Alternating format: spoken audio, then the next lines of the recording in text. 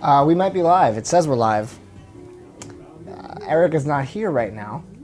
I don't even know if this is live.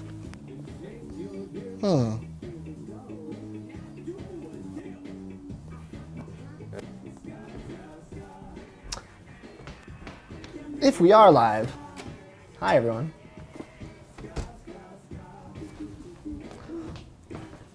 It says we're live. Yeah, I realized what I did wrong. I told it we had two cameras, so I was kept looking for the second one. Got it. It wouldn't let me go live. All right, so we're live. Yes, hello. Hi, everybody. Hi guys. I don't see any where the comments would be. Comments should be...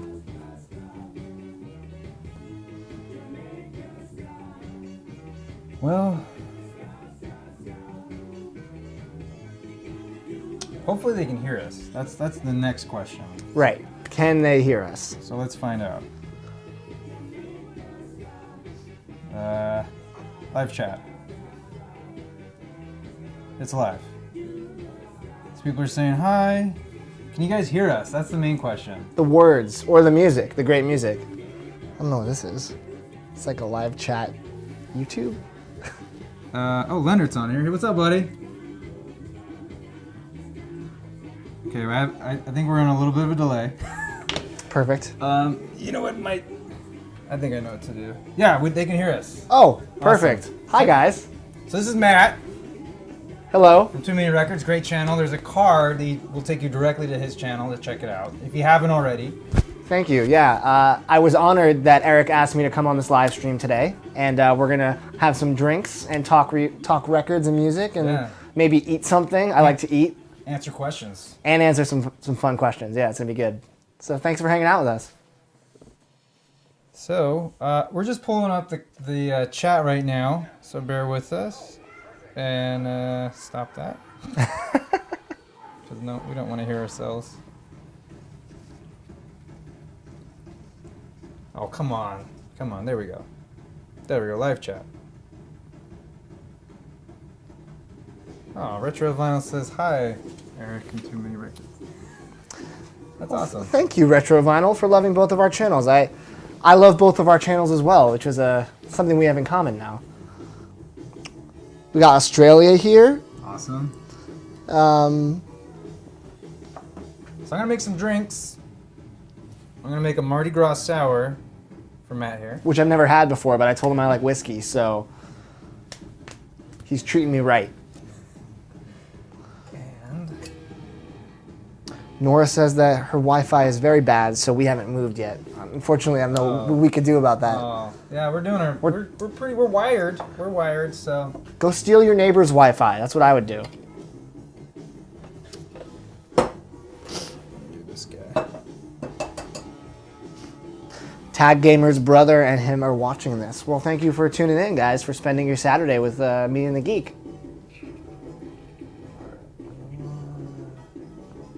This glass. We have some good records picked out to play for you guys too. Right now we're kind of easing you in with some Pee-wee. Oh yeah, we should like display the record when we do. Oh, sure. We'll play the next one. It's alright, you don't have to do it now. This one's just like whatever. I don't even know if they can hear it that well actually. So another very paranoid android asks if we like Burzum. I'm gonna assume you do not. I do not. I'm ignorant. Burzum is black metal. I know that because my roommate is obsessed with Burzum. It's one of his favorite bands.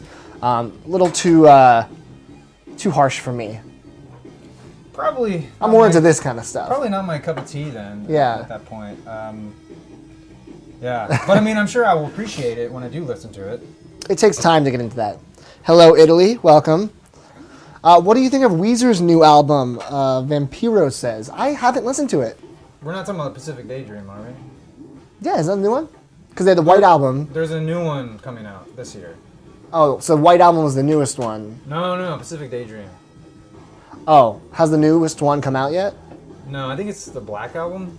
No, they're doing a Black Album too? Yeah, I think it's called Metallica does a Black Album. Prince does a Black Album. You can't. He withdrew it, so. Well, it exists though. It exists. What would you do if you found a copy of the Black Album? I would stop collecting. You'd be like, I'm done. This is it. Done. This is the. Yeah, I'm so envious of that daughter who found or the producer, or I don't know, someone in the music industry found 3 copies in his closet. Or Just in his closet. Found 4. One for you, one for me, one for him. He's keeping 2 and selling the other. Oh no, maybe he's selling. Maybe he found 5. It was like an open box. It was nuts. I saw they were selling it for something like $5,000 on eBay or something. It was going for a lot less before he died. I'll tell you that much. Yeah. I recently did a video about my Holy Grail records that I'm like some of the ones I'm really like dying to find. Yeah. And I asked people to post what theirs were, and someone said that there's is it called the Gold Album by Prince from the '90s? Not sure. I don't know. I'm not. You're not the Prince fan, but there's apparently like a. You're not the of your household. Right. You are not the biggest of the 2. Well, truth be told, my wife really she doesn't get heavy into the obscurities of Prince. That's fair. I mean, you kind of just need Purple Rain, Sign of the Times. I love Sign of the Times. 1999. Yep. I would argue Planet Earth. Okay. Is a really good one from like post 80s. Definitely up there. And I like his first one's just a fun listen. Sure. But the what's Dirty Mind? Is that the black and white cover one where he's like half naked? Well, that's all of them. I was like, which one where he's half naked? Yeah. I know him by cover, less by name. That's my. I'm missing out on a bunch of really good. We went down a rabbit hole with that Weezer Okay. question that we didn't even answer. I listened to Pacific Daydream. It's okay. It's okay. I like Everything Will Be Alright in the End and White Album more. Okay. Apparently, Rivers says that's literally the B-sides from their new album that's coming out this year. So they put up the B-sides before. That That's sounds like an excuse, Rivers. yeah. We just were called by Chris Roadhall the vinyl Batman and Robin. I'm gonna assume in this scenario I am Robin, which is fine because Robin rules, especially Nightwing.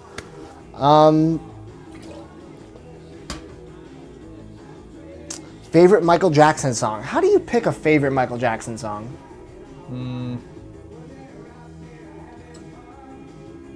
I feel like you have one ready to go. You're like, yeah, I did. Well, I was gonna say PYT. I was gonna say PYT. Yeah, but This guy. I don't know. It depends on the mood. Like I really like Man in the Mirror. Is that the one? And I like the end of Captain EO, that song. But only when I walk out of the ride. Right. Only in that one moment. But yeah, listening to it otherwise, it's all right. Favorite Australian band? Said Sam Bird. Tommy Two-Tone? Tommy Two-Tone. Aren't they Australian? I don't know. 8675. Maybe. Who did Alone Down Under? Who did that song? I come from a London under. Who is that? Men I at should Work. know that. Men at Work. Yeah. They're not Australian though, are they? I don't know. What's his name? His solo stuff is great too. That song Overkill, when he does it solo, is beautiful. And I actually heard it, I think on Scrubs, because Scrubs had a good soundtrack. Yeah. A favorite Australian band though, it might right now be King Gizzard and Lizard Wizard. I mean, they're too good to not give credit to. How do you put out 5 good albums in 1 year? I don't know. I was really surprised that they actually did it. Yeah, I love that they waited till the very last second too. The amount of questions right now is absurd for humans to answer, but let's do our best. Best Beatles album. For me, it's a toss-up between 2. I'll let you answer though. Well, my favorite childhood one was the White Album. Me too, as a kid. And Abbey Road is cool. It's just there's some songs I don't like on it, which is blasphemy. It is. And I don't like Sgt. Pepper as much. I like Revolver a lot. Revolver is tied for my top 2. I don't like. Let It Be, whatever. Right. Yeah. It's hard. I think Abbey Road's my favorite, just because the medley's just so damn good. Yeah. See the B side of it's almost that could be an EP, and I would. If I only had that, I'd be happy. Yeah. It'd be fine. Yeah. It plays so well, especially the end of it. I'm gonna get a cherries. I forgot cherries. Get some cherries. Right back. I'll answer some of these Hopefully. questions. Right now we're spinning back to the boogie. I think it's like a Pee Wee Herman compilation. I have heard Greta Van Fleet. I really dig their talent. I'm looking forward to hearing their songwriting progress a little more. Currently, I feel like it leaves a little bit more to be desired. You can sound like Led Zeppelin, but you have to write songs like Led Zeppelin, you know? Do you like Eminem? I love Eminem. I'm a huge fan of Eminem. I mean, when I say that, I'm talking about his first 3 albums. I feel like, to me, Eminem stopped making music after the Eminem show and went into hiding, and then a doppelganger came out and started making music. I'm talking about Eminem. I said his first 3, exceptional. Yeah, that's... After that, not so much. It's not really my strong suit. I got some Volcano potato chips. Ooh. They're just barbecue. But they look cool. Volcano. Yeah, put that there. I will enjoy one of these right now. Men at Work are from Australia. Good call. Alright. Yeah, that would make sense. Do you like shoegaze? Of course. Yeah. I do as well. I remember I was at a ska show when I first learned what that was a genre. What was the show? Oh, I don't know. Something in Santa Cruz, just like... Like a local band? Yeah, definitely. Probably slow... No, it was probably Sneaky Creekins were headlining, and it was like at the Vets Hall. Mm-hmm. And we're all kind of laughing at this sticker that said shoegaze. My one friend's like, no, dude, that's like a... It's like a real thing. It's like it's sort of like Weezer, but like more down tempo and like more like... Because we didn't really know a lot of music. So we were like, oh, I like Weezer. So, anyway. How about you? Of course you do. I mean, that goes without saying. Yeah, based on your collection. I'm a big shoegaze fan. There's a really good shoegaze band, if you haven't heard them, called Pink Shiny Ultra Blast. All one word. Came out like 2 or 3 years ago. Really good stuff. Did you buy the 50th anniversary of Sgt. Pepper? I'm assuming no, because you said it's not your favorite. Oh, I totally did. Yeah. Oh, you did? Yeah. I did not. How is it? I hear it sounds excellent, like the mastering of it. Yeah, it's great. You know, I actually have yet to listen to the second record that came with it, just because like I'm not a big fan of false starts and like listening like to people fuck around in a recording studio. Like that's for super fans. Yeah. But no, it sounds it's like my preferred way to listen to it, because what they did is they made a stereo version, or they made a stereo remaster based on the mono mix. So like how they mixed it for mono, they then replicate it in using modern stereo techniques and stuff. So sounds amazing. Am I to flip to the B side, or do you want to switch it up? That was the B side. Yeah, you can switch it up. All right. We can also take requests too. People want. Do you guys ever have a request to play? I feel like we're going to be flooded with requests. How do you even pick?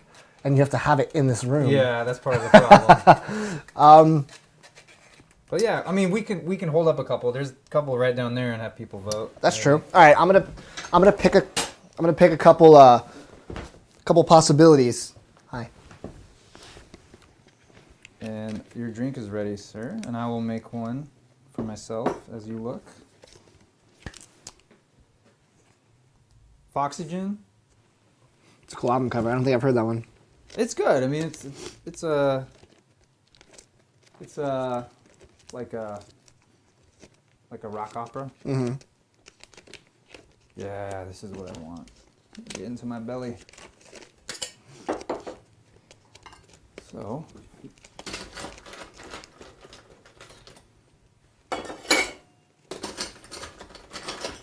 I just saw Dire Straits down here. I wish that you had Making Movies down here.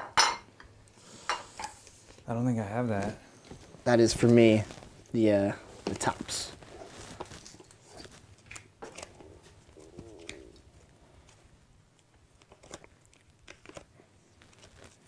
Got a lot of good Bowie down here. So they were just asking about Bowie in the chat too. Maybe we should do a Bowie. Yeah. Maybe Heroes. That one's a UK pressing, I believe. Nice. I'm gonna do a true test of two bands that we've talked about. Okay. Already in this stream. Excellent. So we're trying to decide what to grace our ears with next, and Eric has a very nice selection to pick from. So I was down there for longer than anticipated, and I'm looking forward to trying this drink. So you guys need to pick very quickly. Heroes by David Bowie. You've probably heard of this record because it's literally legendary.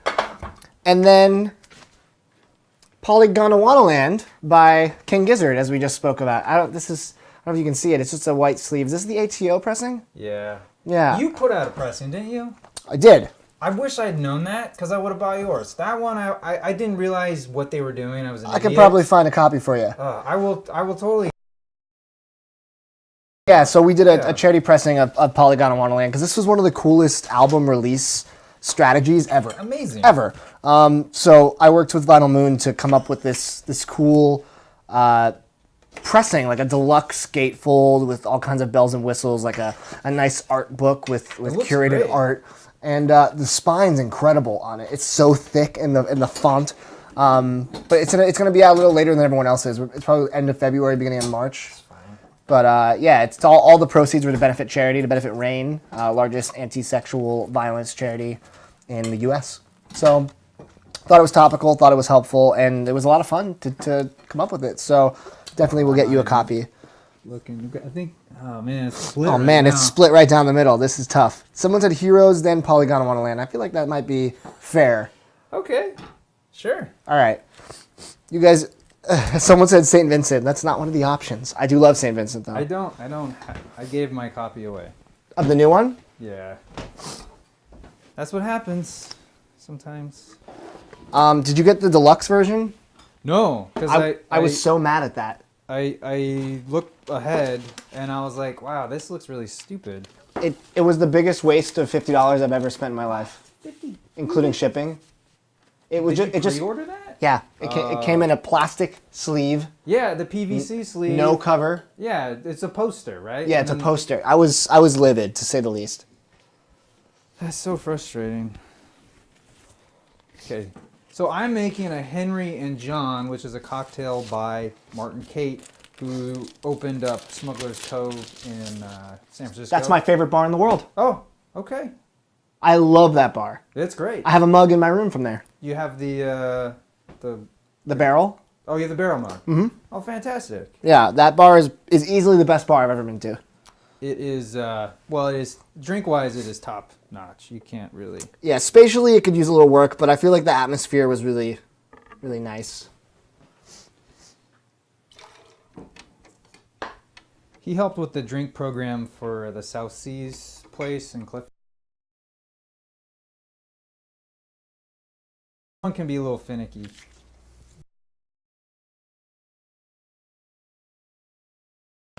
Oh yeah, there it is. Should I turn it up a little bit, or? Yeah. Yeah, it's not the Beatles. We won't get immediately flagged. Because that's what happens, man. I play the Beatles, no good. All right, we're good. Let's.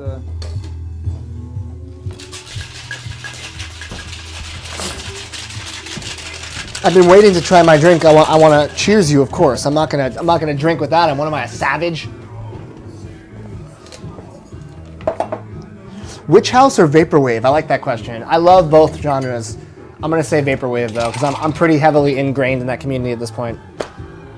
Are you a fan of vaporwave? Yeah, I first found out about it through Dan Bell's Dead Mall series. Mm-hmm. Have you seen that? I'm familiar. Yeah. Yeah. I haven't seen that one. That.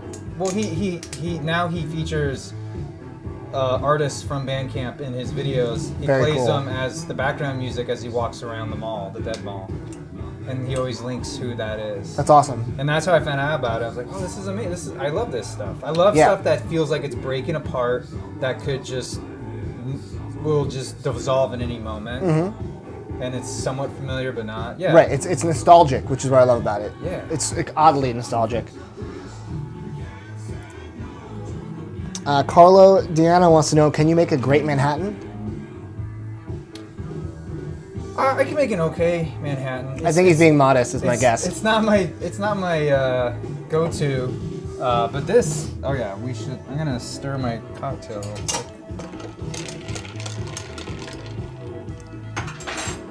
Okay. Cheers. Cheers to Saturday. To Saturday. Happy Saturday. 5 o'clock somewhere. It is 5 o'clock somewhere.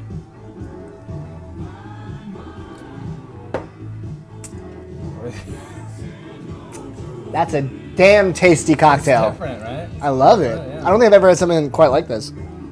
Yeah. And this has raw eggs in it. Egg white, yeah. Egg white. Just like a little bit, not Yeah. a lot. But it gives it that mouth feel. Yeah. Yeah.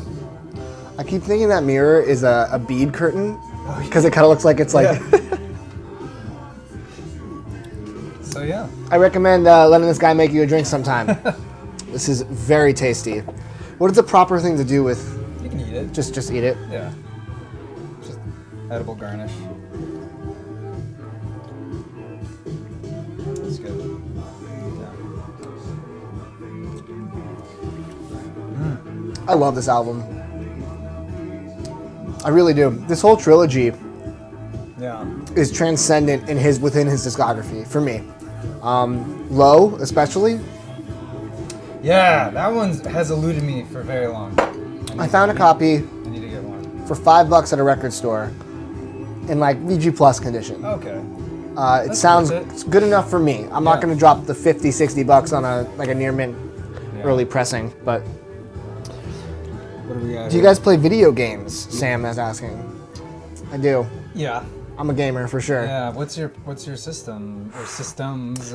I used to be a much bigger gamer than I am now. I don't have time anymore. I feel like I'm either working, editing. Well, I swore them Crying. off for a very long time. After like 2003 up until like a couple years ago, I didn't play any. I'm currently a PS4 guy. Okay. I've recently been playing The Witcher 3, Yeah. which is, I think, the best game ever made. Having played a lot in my day, Witcher 3 is it's just everything from. Have you played it? No, I'm familiar with it. Yeah, familiar it's with it. from. They just put the soundtrack on vinyl, and it Saw that, sounds Yeah, I saw you pick that up. so good. Yeah. I love it's just like great folky kind of like ambient, like adventure music. Yeah. So I'm walking around my room cleaning it like I do because it gets messy constantly. It's nice to put on in the background. I feel like I'm on an adventure. What are your games of choice? I'm a Nintendo fanboy. You should try this. It's strong. Sure. No, I'm not trying to get you drunk, but That I might happen. have water if you want. You want to cleanse your palate. Ooh, wow. It's different. Yeah, it's a good use of spiced rum. That's a rum drink? Yeah. I really like that. It's sweet without being overly sweet, which I hate drinks that have that kind of like saccharine The chlorine, taste to it. Chlorine or Yeah, whatever. that is like the right kind of sweet drink. Yeah. This guy knows what he's doing. It's not a show. This is not just a facade. He is a man who knows a good cocktail. Yeah, I'm a Nintendo fanboy. I love like Mario, Zelda. Do you have a Switch? No. I bought a Wii U like last year because they had them refurbished for $200. So basically, for the entry price of a Switch, I got a Wii U and a bunch of games. You get Zelda? So I'm playing through all those. Yeah. So I have Wind Waker and Twilight Princess and Breath of the Wild. I haven't played any of them yet. Wow. But I bought them all because I know they'll never go really down in price. They'll just keep going up. So There was a GameStop had a trade-in deal maybe 6 months ago where people were taking advantage of it. Yeah. Where you trade in 6 or more games and it's 60% extra trade-in value. Oh. And people were finding games brand new at Walmart that were half the price of the trade-in value because of some like price break. That's crazy. So I racked up between games I didn't play and one trip to Walmart, $200 in trade-in credit. So I bought a Switch when Mario came out. Oh, nice. I played through all of Mario. Exceptional. Best since 64, Yeah. without a doubt. Yeah. And I I'm play that. I'm currently playing Zelda Breath of the Wild. It's consuming. Yeah, that's why I haven't started it yet. And I know once I go there, I can't go back to like the older ones. It's just such a different, it's almost a Yeah. different game completely. It's not your traditional, there's like no dungeons really. Right. There's just shrines. And, Yeah, but it's great. I really want that Super Mario cereal. Can't find that anywhere. Unless you want to pay extra. Yeah. Best live show you've attended. I have a quick answer for that, but I'll let you go first. Right. Oh, no. Unless you want- You do it. I mean, I just go back to Weird Al, but whatever. Okay. Is that you think that's number one for you? What era of Weird Al did you see him? I saw him in like 95, 96, like Alapalooza tour. Classic. That's like a good era. Yeah. And then I saw him on the Bad Hair Day tour. Mm-hmm. Yeah. I was at Desert Trip. Oh, nice. And every set I saw there was exceptional. But Roger Waters Oh, yeah. did a 3-hour set What?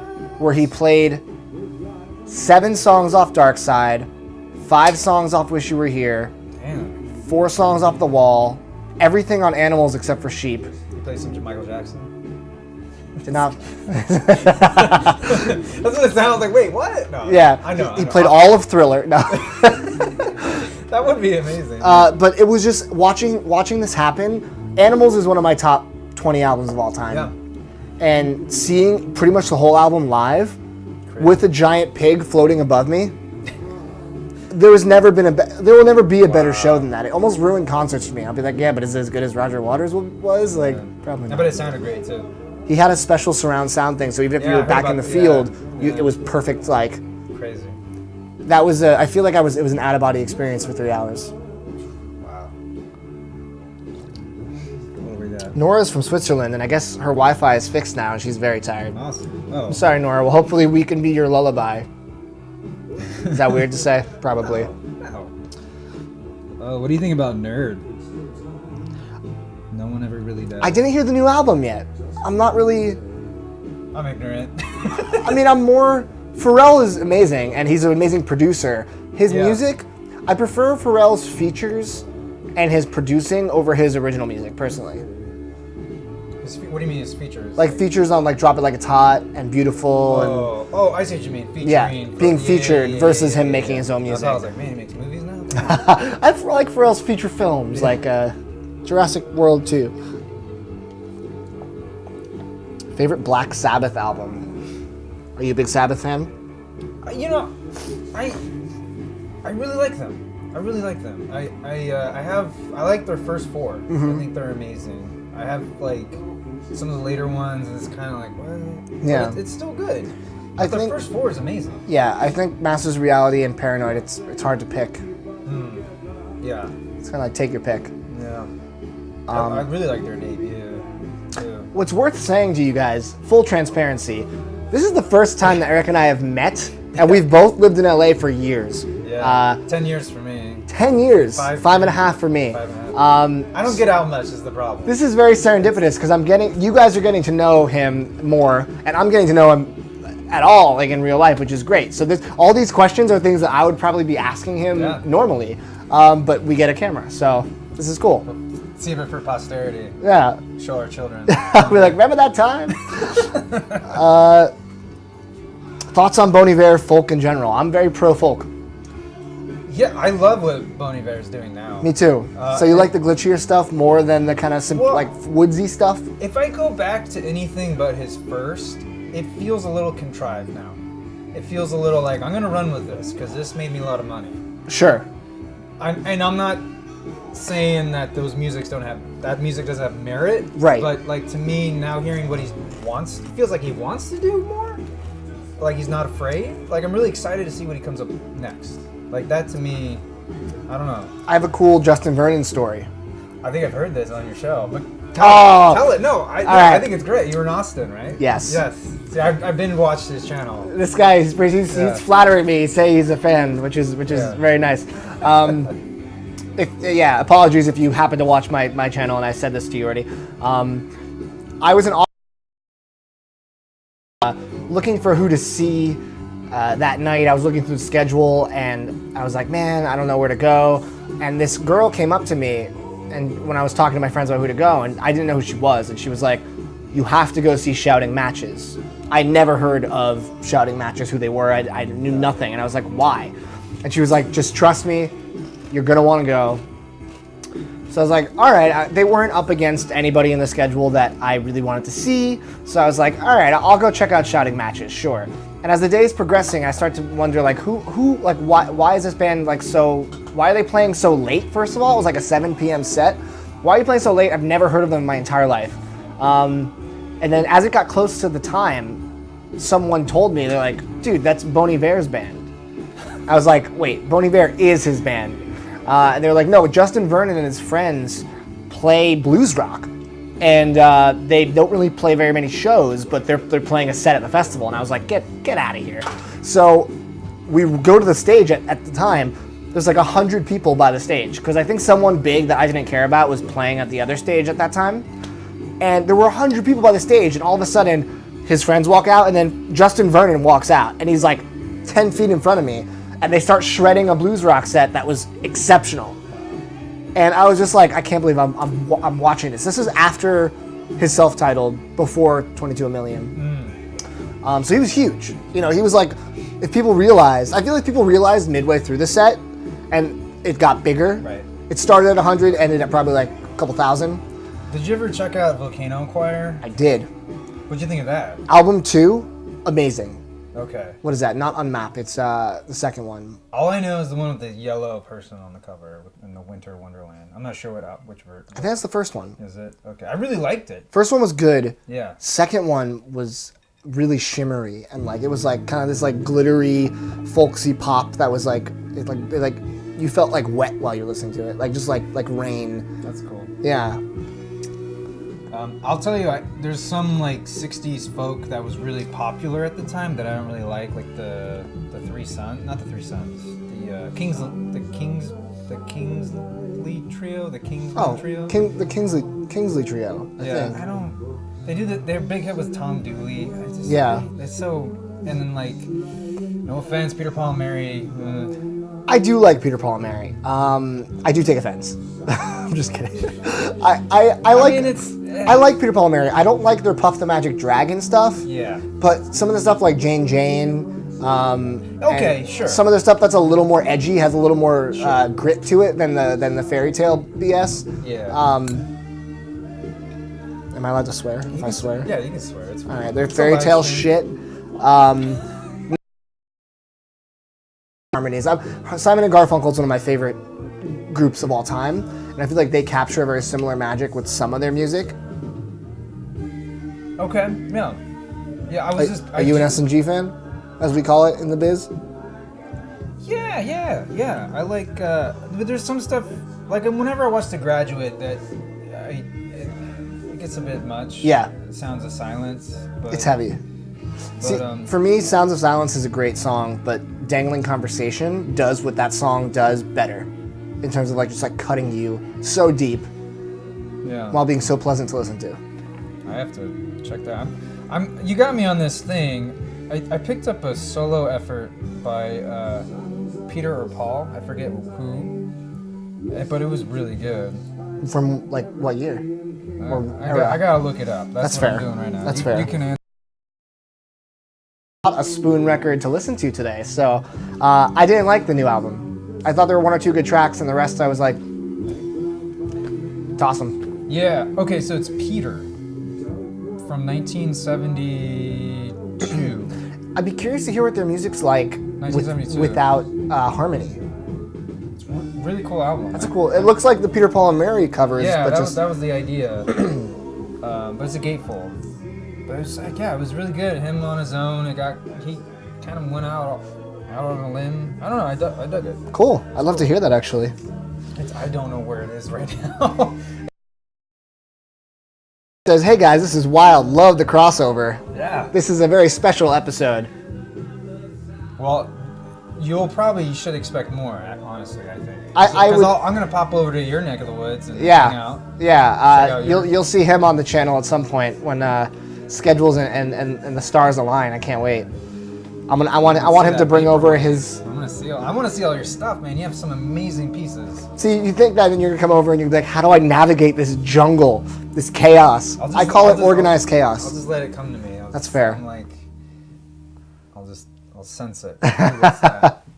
It is. The records are organized. It's just the room itself is hard to move around because I'm a bit of a hoarder in a classy way. Well, it's hard too because you don't have a lot of space. I'm assuming. Right. Right. Yeah. Okay. I'm kind of just in a nice sized room, but it's a room nonetheless. Yeah. How many records do you have in your collection? Miraculous Mimiku wants to know. Do you have any idea? I can tell you how many I have cataloged, which is probably a third of what I own. So you'll triple that number, roughly. Yeah. So I'm on Discogs. I make mine public, so I know you don't. Which is fine. I'm very secretive because I feel like my channel's a brand. lot more about brand. revealing the collection slowly. And if someone could just read everything I have, they'll be like, I have no reason to watch this channel. I saw it already. It's not showing me on mobile. I think. Oh yeah, like 13,000. No, 1,300. 1,300. Sorry, not 13,000. I was about to spit out my chip. No. I'm not there yet. But yeah, like probably conservatively 3,000, and that's including 7 inches. Okay. Like I have, like I have a bunch right here that like I don't even remember what these. I doubt any of these are cataloged. And some of these. Who has the time? I would love to like have a lost weekend where I just sit there, John Cusack style and high fidelity. Someone asked about high fidelity earlier, Yeah. and I forgot to And respond to it. Just go through it all, just because there's just so much. You got a catalog by times of your life, right? Yeah. If I was chronologically or Right. biologically. Yeah. What did he? Oh, bibliography. I forget. It's funny because like if I was collecting records since I was 8, that would be much cooler than now. Yeah, I have some stuff from when I was a teenager. Mm-hmm. But that's like my one Weird Al autograph record I have. I don't really have autograph. You have a bunch of autograph stuff. If I'm at a show and I have the opportunity, I'm gonna take great. it. But sometimes you have to wait like an asshole for so long, just like holding the record. Like, should I go home? I should probably go home. Some people, it's funny. Some collectors will consider that a demerit on the condition. I agree, but those people can go fuck themselves. Well, that's because you're not collecting to resell. It's for you. Yeah. And this is your pride and joy. You're never gonna sell that and probably until. If I got it signed because I like the band, and I couldn't imagine ever looking at a signed record to be like, I need money so badly, I need to sell this record. Yeah. You have more records than me though. I'm sitting at around 1,800, give or take 200. How many of those are up on Discogs? Like, how much do you have? About 15, maybe 14. Okay, so you have majority of your records up there. That's good. But I also feel like it's not 100% accurate. Like I've forgotten to take stuff off if I've traded or sold it, and it's like that's also another reason why I don't make it public because I'm like I'm not as meticulous with it as I should be. Right. It's hard.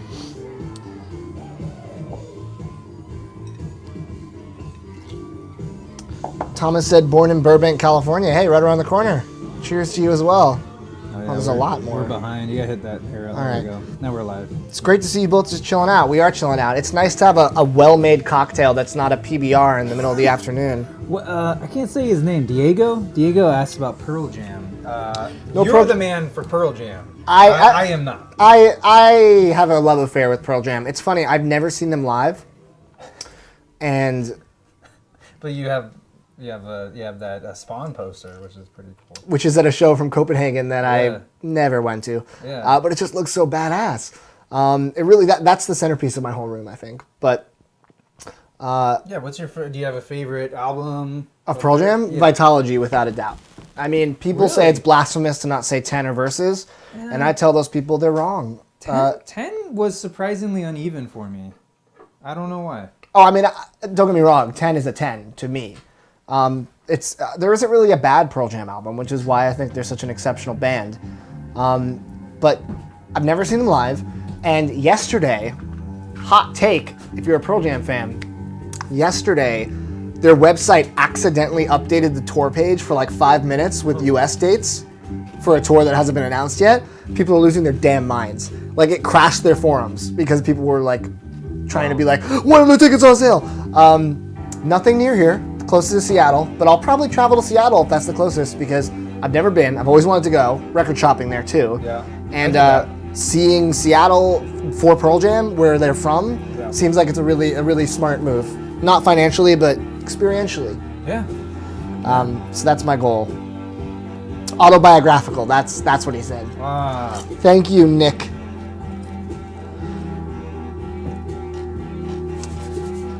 Hey, Miraculous Mimiku, you've never heard me personally talk about Yes. I like prog. I'm not heavy into prog. I'm a huge fan of some King Crimson stuff. I have a couple Yes albums. I like what I know, but I need to get schooled. Okay. How about you with Yes? I love Yes. I have quite a few albums of theirs. I just picked up the really goofy album that John Anderson left the band, and the Bungles, you know, the Video Killed the Radio Star, that band. They came in and did vocals for this one album. What year was that? 80 something? Yeah, like 80. It was in between their two albums, and so it's like Yes instrumentation with Bungles on vocals. He does it pretty good. Okay. But even he says in the end, I probably shouldn't have done it. It wasn't well received, and eventually I think John came back. Okay. But yeah, like I like them. I love their cover art for majority of their albums. Their stuff in the 80s got kind of like, but I like the painted ones. Yeah, like the Yes sounds or Yes songs. Is that what it is? Yeah. The three. Beat up, so I don't listen to it, but it was $1, so I purchased it. What about ELP? Emerson, Lake and Palmer. You ever listen to them? I know, like, welcome back, my friends. There's a show that never. That's the only song I think I know of them, honestly. See, I'm not a big prog guy, but I respect it. I love King Crimson. That first album is exceptional. I like.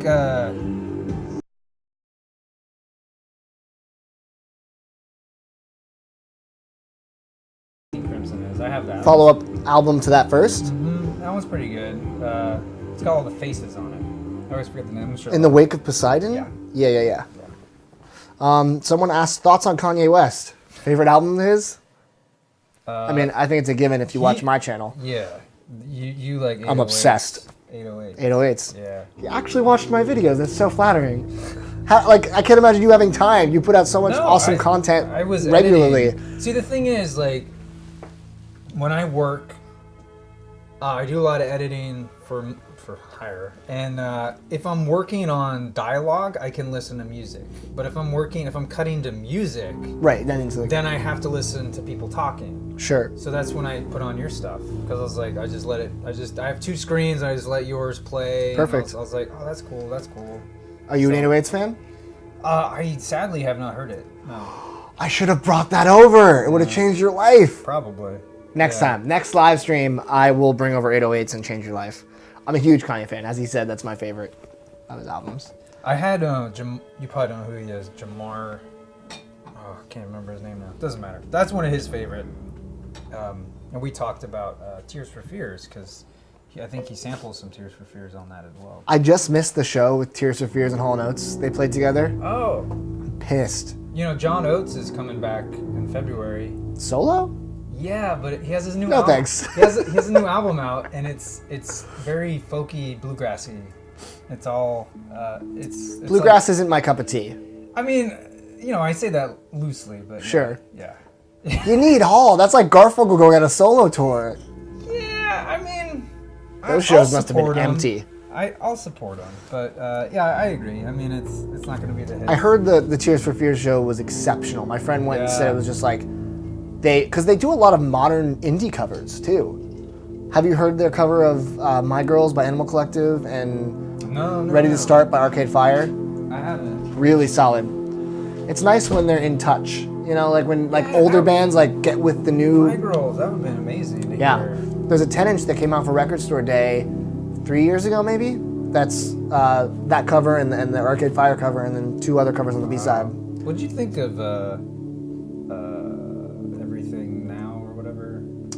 Everyone hated it. I liked it. I thought it was okay. It was fine. I heard a song off of it on my way home today, and I thought it was from the Suburbs. Mm-hmm. And I was like, no way this was their new one, but no, it was. So I was like, you know, I think it got kind of a bad rap. I guess people didn't like it lyrically. Yeah, lyrically it was a little more hollow, but I love the single Everything Now. And then the other single they put out, the one where Regine just yelps a lot, I don't like it. That song, I was like, oh, you gotta stop doing that with your voice. But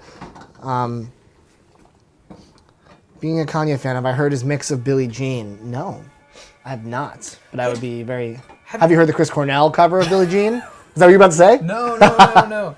I wanted to ask you now because of yesterday when I was watching a lot of your episodes. Have you seen the Stones Throw documentary? Vinyl Weighs a Ton? I think so. The Peanut Butter Wolf one. Yeah. I haven't.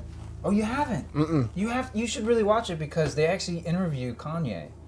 Oh, really? Especially when they talk about Jay Dilla. And it's like if it was almost amazing how humble he was in a way in that moment. I don't know how old this was. Before he became But like, you know, Kanye there's we know and photos love. of because I guess Dilla lived in not Highland Park, but Hancock Park. Mm-hmm. He lived out in kind of a nice neighborhood, and before Kanye would just come over and just be like mesmerized by all his gear and what he was doing and stuff. And it's a really great documentary. I would love to watch it. It's been on my watch list for a while. It's one of those things I just never think to put on. Are you a Dilla fan?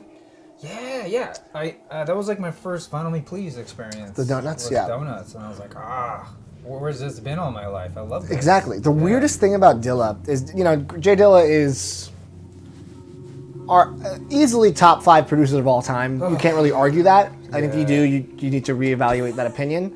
But the weirdest thing is, you know who Nujab is? No, you mentioned. Yeah, he Asian guy, very talented. Passed away in a car crash, very tragically, a couple 5 or 6 years ago. Yeah. That must have been your He's in my top 3 producers of all time, and I feel like a lot of people would agree who like jazzy hip hop in general. The weirdest thing is that him and Jay Dilla were born on the same day and died the same year, I think the same month. Oh, that's crazy. Isn't that bizarre? That's crazy. It's like, that to me is like cosmic strangeness. Someone asked, do I ever think Record Store Day will make the switch to being an essential day for records? Oh, What does that mean? he was behind me at Scotty's. Hey, I was in New Jersey for Record Store Day Black Friday this year. Oh, yeah. And I got to go to a New Jersey record store I saw that. back in my hometown area. And I guess this guy is watching was behind me. So, hey, I don't know, were we talking or were you just there? Maybe there were a couple people behind me in the store when I was paying and then outside. What was bizarre to me was that for how small my channel is, I was recognized in that store twice. That's crazy. By That's 2 different really cool. people. Yeah. And I was like, this doesn't make any sense because, you know. Well, not to downplay that, but I mean, if someone's at Record Store Day, you are very prolific with Record Store Day posts. True. More so than I think other YouTubers. That's true. Me included. To where you not only talk about what you want to get, but you know what you did get, and then from then on. So maybe they just that's Yeah, their thing. that's a good point. It was just a surreal experience because That's that doesn't really happen cool, very though. often. And twice in one obscure tiny record store Right. in Summit, New Jersey, was a really humbling experience. I had that, but it was a guy wearing a tiki mask at a tiki event. That was me. But no, really? Because that would have been No. okay. Because I still don't know who that was. What did he do? Come up to you, he was like, Final Rewind. His name is Big Tiki Head, and he's like a known tiki person lover here in LA. Tiki person? Yeah, he was at the Tonga Hut in North Oh, Hollywood. yeah. And they have a monthly sale, and I was like, what? Like, I mean, it was fine. I grew up in Santa Cruz. I'm used to strange things like that. Strange man in Tiki. But it was just like, I still don't know who he was. It just kind of bummed me out because I was like, well, he wanted to get into Exotica, and I had some extra records, and I never saw him again, so I don't know. Well, if he's watching right now, Yeah, shout out to him. yeah. I always want to spread the love of Exotica. That's my calling in life, I think. Someone asked a really tough question that I don't have an answer for, and I'm not prepared to answer, but maybe you do. Oh, what's that? Leonard N says, favorite record you own, not sonically, but packaging-wise, physically. Do box sets count, Leonard?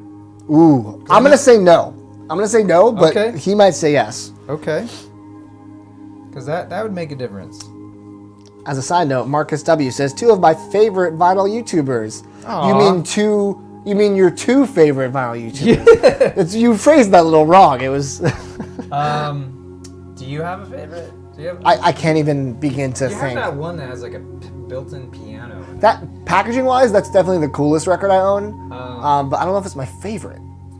One of my favorites, that I've had for a very long time is an Exotica record, but it has like a piece. It's a half gatefold, so it's just like a flap. Mm-hmm. And on that is a piece of burlap. Inside? No, on the outside. So it's like very tactile. Feel the exoticness of this record from the outside. They're enhancing it with some textured materials. Yeah, and I always thought that. Like it was such, and it's from the 50s, like 58. That's cool. I always love when like records from the 50s, 60s and stuff do unique things. Yeah. Because it wasn't very prevalent. Now it's like, how do we make it as weird as possible? Yeah. But back then it was like, put the record out. It's just music. But no, so that one, I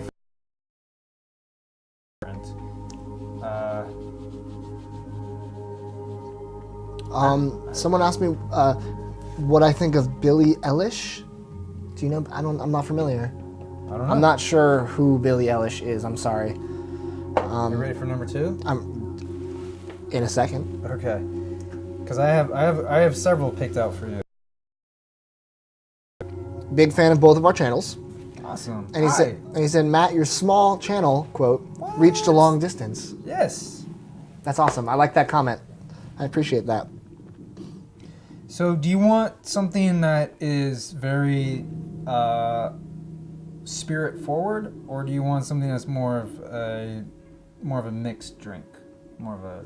Let's go mixed for now. Okay. I do have to drive to a show later. I'm going to a concert tonight. Oh, okay. What time you gotta be out of? The show's at 8, so I'm not going to get there until 7:30. It's downtown. I got time. Oh, okay, great. Yeah. Perfect. It's actually a super nerdy show I'm going to. Super nerdy? I'm going by myself. Okay. Are you a fan of Final Fantasy? Yeah, of course. Of course. Yeah. They're doing the Distant Worlds Orchestra performing songs from Final Fantasy at the Microsoft Theater. And I've never been to it. I've always wanted to go. Oh. And I couldn't find anyone willing to drop $65 on a ticket with me. So I just did it by myself. And I'm going to go. You'll meet someone. You'll have fun. Yeah, I think so. Jimmy M is asking both of us our opinions on Throwing Copper by Live. Oh yeah, I remember that. I dig that album. Yeah, I think that's the only album at Blockbuster Music. CD. Yep. Yeah, that record's original is hard to find. I think they might have repressed it. Yeah, I'm sure. I mean, that's technically grunge-ish. Yeah. Alt rock grunge. I mean, it was that. Yeah. I Alone's on there, right? And Lightning Crashes. Yeah, it's kind of it's their big one. Yeah. I think. Yeah. I love you. Yeah. Yeah, that's a good album. This guy Jeffrey who said he was behind me in line, I remember who he is now. He confused the Short Hills Mall, which is a bougie mall in New Jersey, with the Phillipsburg Mall, which is a mall I've never heard of. And I was like, there's a record store in the Short Hills Mall? He was like, yeah. And then he was like, oh wait, no, that's the wrong mall. Because that mall's like Prada and like Neo Norcus and all these like really fancy stores. And my instinct was to take this and shoot it just now, by the way. Maybe that shows my New Jersey high school coming out. Oh yeah, if you're getting hungry, I'll go grab the sandwiches. I can wait a little bit, unless you're hungry. No, I'm good. I got more. Yeah, I'm good for now. Okay, lime. Two people have asked favorite movie soundtracks, so I feel like we might have to answer. Oh yeah, Conan the Barbarian, Basil Polidaris. I mean, that's a score. Sure. More than a soundtrack. That's true. That's two different questions wrapped up into one. Is it original soundtrack or is it score? Or I'm sorry. Because American Graffiti is an amazing soundtrack. Right. But it's not really, it's not an original score or anything. I've said it before, I'll say it again, probably Singles. Oh yeah, you picked that one up. I saw that. Yeah, because Singles is just, it's a love letter to grunge, and I'm a grungy guy. I mean that in the best way possible. Good evening, João Vitor. Are you from Brazil, based on your name? Because I'm a huge fan of Brazilian music. I gotta grab some Curacao. Be right back. Speaking of Brazil. Speaking of Brazil, some cachaça while you're out there. Oh, this is Emily, my wife. Hey, how are you? I'm Matt. Good, hi. Nice to meet you. Just letting you know. Okay. How long were you out there? I just walked out. Oh, okay. I'll walk up there with you. It's good.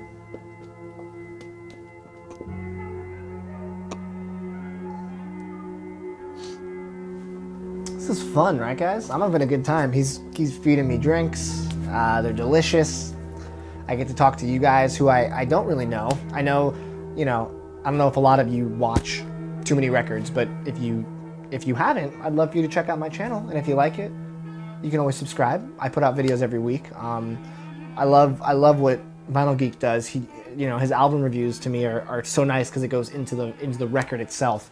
I'm more about the collection, my collection, and rarities and oddities and stuff like that. So if you're into that, give my channel, give it a little hello.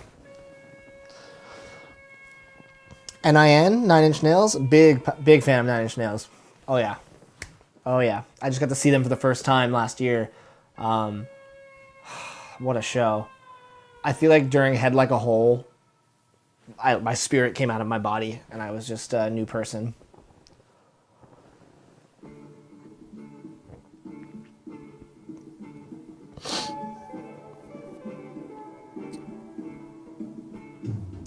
Come on, Tony. No, I'm not. We're trying to share the wealth. We're trying to all be a part of this wonderful vinyl community. Best hip hop album or artist? The best artist of all time is Kanye, in my opinion, based on production and just the whole package. Best MC? Early Eminem, Biggie, Kendrick. It's really hard to say, but there's so much good hip hop out there.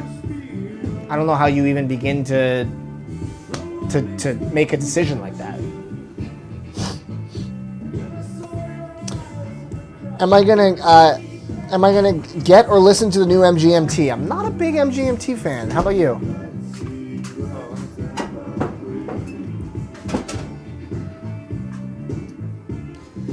Yeah, I liked it when they came out.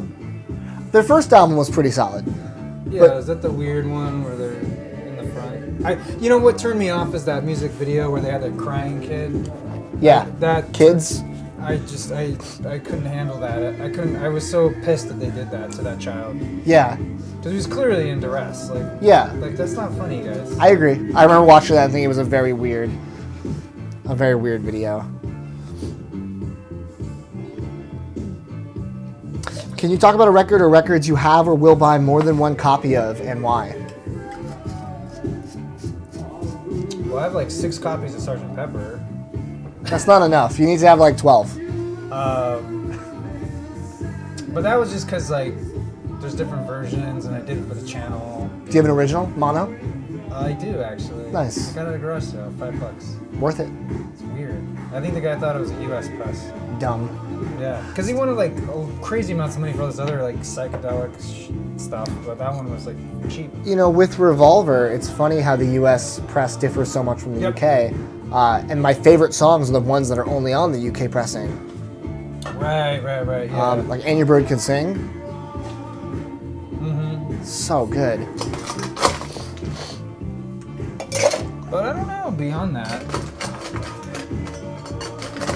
I guess the Blue album. I have 2 copies of Pinkertons. One's the 4 LP, and one's the Vinyl Me Please. The blue one. Yeah. Yeah. It's funny how they made the Pinkerton album blue Yeah. when the Blue album... That's true. And there's no blue on the cover. Nope. Weird choice.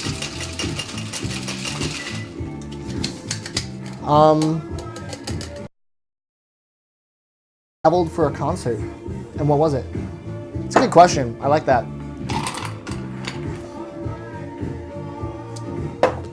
Hi, Allison. It's my girlfriend. Oh, hello. For me, I don't know. I'm a really bad concert goer. I don't really go to concerts. Really? Yeah. Except for Weird Al. I mean, I've been to them. I've been to a lot to LA because I was invited. Sure. So like I saw Aquabats. I hear they're so good live. Yeah, they're amazing. So are you a big ska fan? I was, yeah. Okay. Yeah, I was.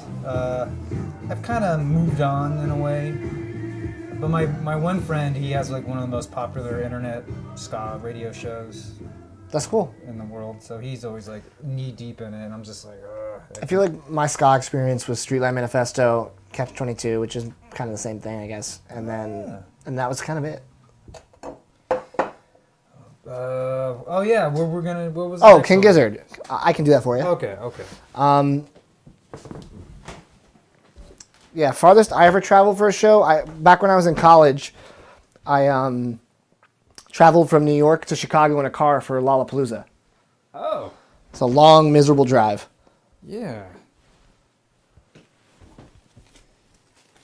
How many hours is that? Something like 13. Oh, Yeah. that is far. That album was such nice background music. I don't think I've ever listened to it so passively before. It's like Right. a really nice, and it sounded great too. Yeah.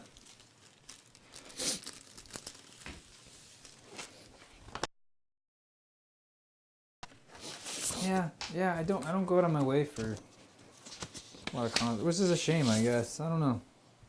Oh, it's colored. I didn't realize that. Yeah, it's the recycled. Oh, it's like whatever random one. It's everyone's a little different. Have you spun this yet? Once on last live stream. Oh, you already did this. You want to pick something else then? No, it's fine. Go ahead. I haven't heard it that much. It's fine. I love this album. I mean, obviously based on wanting to create it. I think it's great that you did that.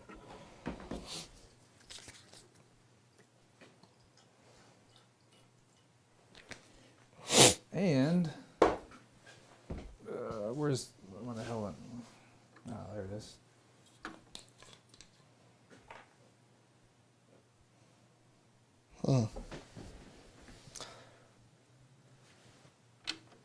Is it? Are we good or?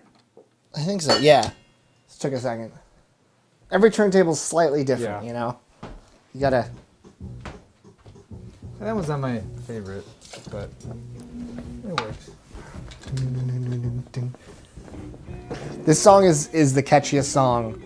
Yeah. Like it gets stuck in your head like in a bad way because it's just so good. You've seen these guys. Small space. Like 2 years ago.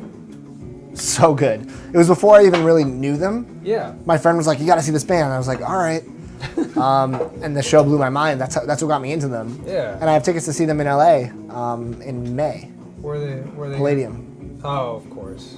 Yeah. It's gonna be a good show. Yeah.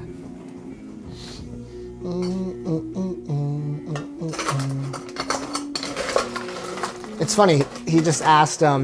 Marcus just asked anything on the Definitive Jux label, Aesop Rock. Oh yeah. I was just looking at his hip hop collection, and he has Float by Aesop Rock, which is his first album. Very hard to find. He was just like, yeah, just casually pulled it out, and I was like, oh. Well, I got it at Goodwill for like a That made me even angrier. I couldn't believe it. Yeah. So I'm like, I really like the album, but it's not. I have a really really small collection of hip hop. Well, you got some classics. I have a lot of '80s stuff like Run DMC and Cool J, LL Cool J, and Grandmaster. Grandmaster, man. I have some like a German pressing of one of those. Yeah. Cool. I don't know. About 12 inches of that stuff too. Favorite Daft Punk?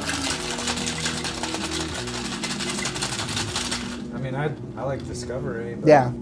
I feel like it's hard to pick another one besides Discovery because it's such a perfect, like, electronic pop album.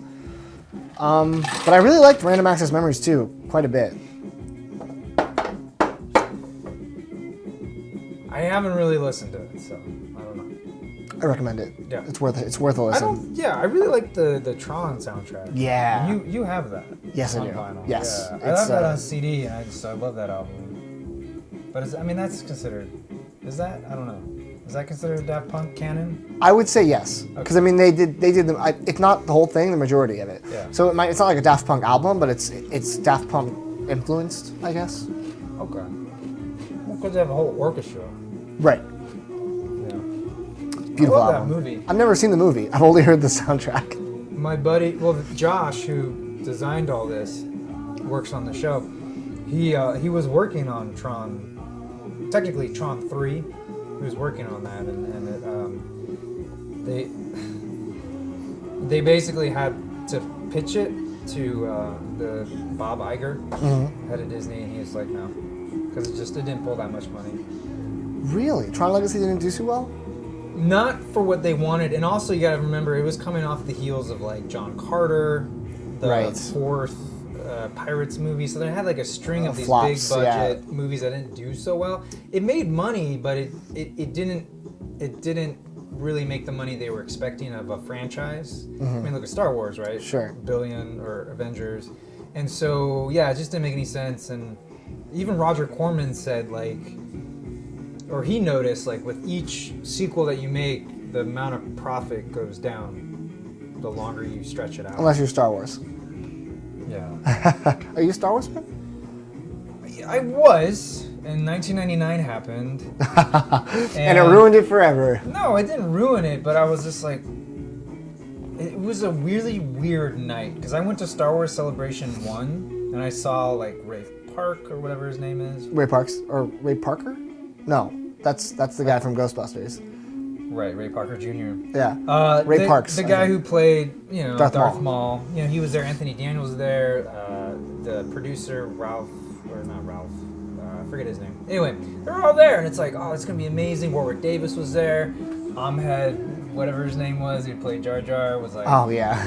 he was like, oh, this is gonna be great. This is gonna be great. And then it came out. It's like, that wasn't great. That was weird. Yeah. And I was also about to turn 18. So it was like this whole like confluence of things, and I'm more of a passive fan now. Like I used to have like the cards and all the figures and stuff. Yeah. And I don't know how old you are, but I grew up in a time when there was a real dead period of Star Wars merchandise, so you kind of had to like make do. Sure. I actually just watched a Netflix mini doc. You watched it too, The Toys That Made Us? Yeah. Yeah, there really was a dead period. Like the Star Wars fan club catalog was selling like stuff from the 80s and like stuff from Japan because it really wasn't, and posters. Which I'm sure that stuff now goes for like... Well, they actually had carded Return of the Jedi figures for like $30-$40, and they're probably 10 times that now. Right. But it's like, it didn't appeal to me at the time as a kid. I don't like Boba Fett, but I would like to get that jetpack blasting Boba Fett. It's like 15 of them or whatever. What is this again? Remind me. Let's tell them. Oh, that is a... I've been neglecting the comments because we got lost in a Star Wars wormhole, but what is this? Well, I made a Navy grog, but a special version. I'm trying to remember. That is a Honi Honi, which is means kiss kiss in Hawaiian. Okay. I'm sure I'm saying that wrong. The Honi Honi part. But yeah, it's just bourbon, lime juice, orgeat, orange curacao, and bitters. Orange bitters. Cool. Sounds good. Yeah, see how you like it. You can go from there.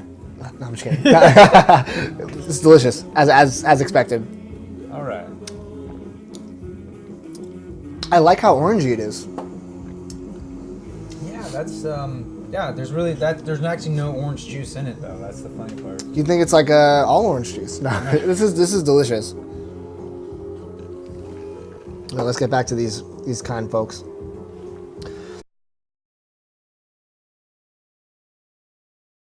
Which I think is the next step of our friendship. That's what we're gonna do next. We have to dig and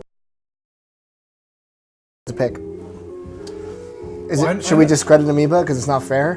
I mean, I know that's yours. I like Amoeba, but I also don't like Amoeba.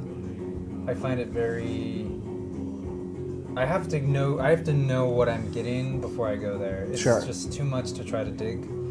But I actually... Or you just lean into it. You just carve out a day. But see, like, I can just walk to vacation. True. So, and I made friends with the owner there. Actually, I have footage of your buddy, the guy with the beard who works at Amoeba Pete. now. Yeah. I have footage of him back in like 2012 when we shot Record Store Day. Oh, nice. Special with the show. Because he used to work there, right? Yeah. Yeah, it was funny. I was like, oh, better recognize him. He's a very recognizable guy. Yeah, a lot less gray in his mane there. Yeah, Pete's awesome. I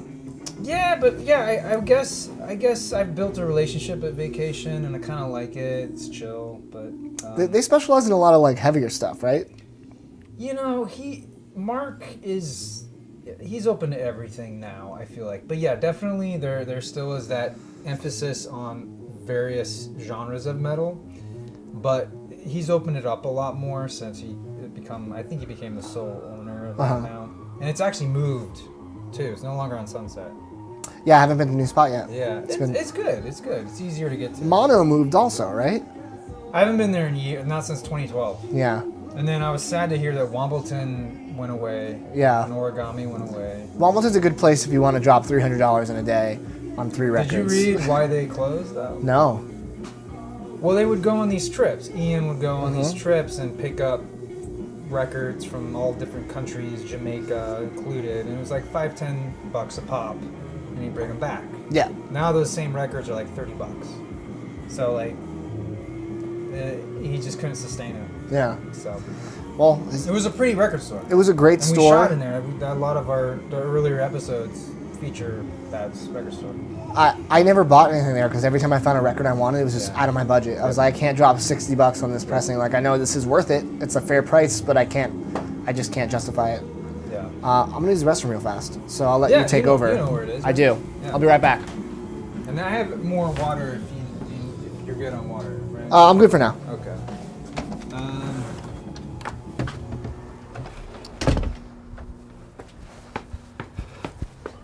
All right, I'm just reading. I'm tired of squinting. Gotta look at these comments. Hey, I get to properly. I haven't listened to Tom Waits' properly meet you album now. remastered. Matt.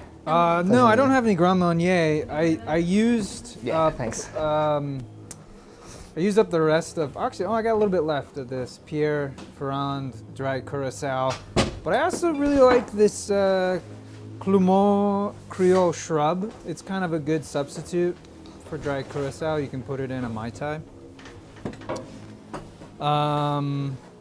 The Currents box set. I don't have that. Anthony has it. If I dig outside of LA, I really like to dig in. I like to go up to Santa Cruz a lot. There's a lot of cool records up there. Anywhere where there's an army base is a really good place to find records, especially imports, because a lot of GIs would bring them back from when they were stationed in, like, say, Germany, and they would trade them in for the latest stuff. That's how I came across a lot of really cool imports at garage sales, just because this dude used to work for a record store in the Santa Cruz area. Yeah, no one important. Yeah, I'm definitely into those smaller mom and pop shops. I kind of like getting to know the owner and building up a credit with the store. So when I go in, I don't feel so bad spending $40, $50 on a record because I traded in a bunch of other records. Yeah, Amoeba is great. I've been to every location except for the Berkeley location, which I think is the original. And Amoeba, I love it, but they carry a lot of new stuff and they mix it in with the used, which is okay. And it's just like some of the new stuff is like frivolous to me. It's a lot of 80s reissues, and I know they're just trying to make a quick buck, and they got to stay afloat, but I'm not a big fan of that.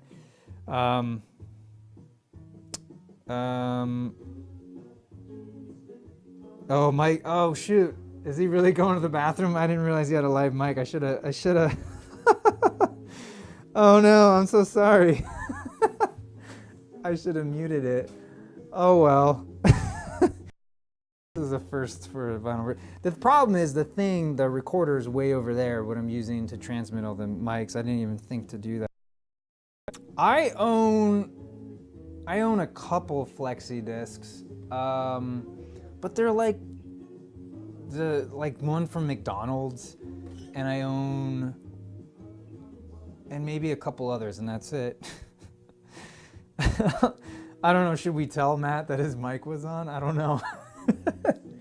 I don't know if we should.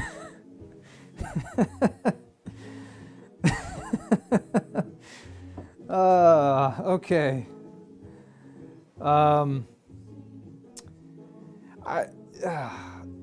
Yeah. Anyway, where are we here? Do you think that the Beatles in mono releases are worth it? Retro vinyl. It's a very good question, retro vinyl. I actually just bought the box set of the Beatles in mono. And I think for what I do, it's totally worth it because I'm going to be using those a lot for reference material. But, hey. Hi. I'm so sorry. Yeah. Yeah. Everyone does it. It's fine. Yeah. I couldn't hear. So if that makes it feel any better. It doesn't. I'm not ashamed of my bodily functions, and Okay. I don't think anyone else should be. It's funny, I realized it like mid-pee. It's strange. Yeah. Well, next time You're all welcome. That's some premium content right there. I'm trying to find it. I can't remember. Does Amoeba mix new and used in their vinyl, like in the rock section? I may have misspoke. I feel like they do. Yes. There's Okay. not a separate section for each. Yeah, someone said this became a weird fetish video. Yeah, Tony did. Tony Geraldo. Full disclosure, I just peed. It was a needed thing. What's your favorite death grips? Money store. Oh, okay, yeah. Yeah. I'm still getting into them. It's a little hard to get into. Well, I actually really like Bottomless Pit. I don't know, something happened. I don't think I ever listened to it. I think I own it. Is it accessible or is it like really heavy? I don't know. I mean, I guess it's less heavy. I don't know. Yeah, I like their stuff that's not quite as abrasive. I mean, all their stuff is abrasive, but Anyway, someone was saying. Well, William was asking, "What's your opinion on Third Man?" I like to high quality recordings, like analog recording. Yeah. I was excited about the new Jack White album, Vault Edition, Okay. but it was kind of underwhelming for the price. It was like the cool version of his album plus a 7-inch plus some pictures for $60, and I was like, I got the Icky Thump Vault for Okay. $60. That was 3 different albums plus like enamel pins and art book or like a photo book, and that seems like a no-brainer, worth it a lot more. I really like Jack White. I just don't think I like his voice. I think that's my big hang up right now. You like his guitar playing, not his voice. What was the side band he made? What was their name? Like right at the height of the White Stripes, he had that side project that had Raconteurs. Yeah, I hated that song.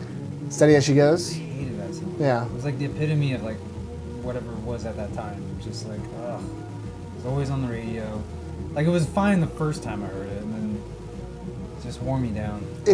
Yeah, I think I liked it back in high school, but I've tried to re-listen to that album recently, and it was like, Yeah. couldn't fully get into it.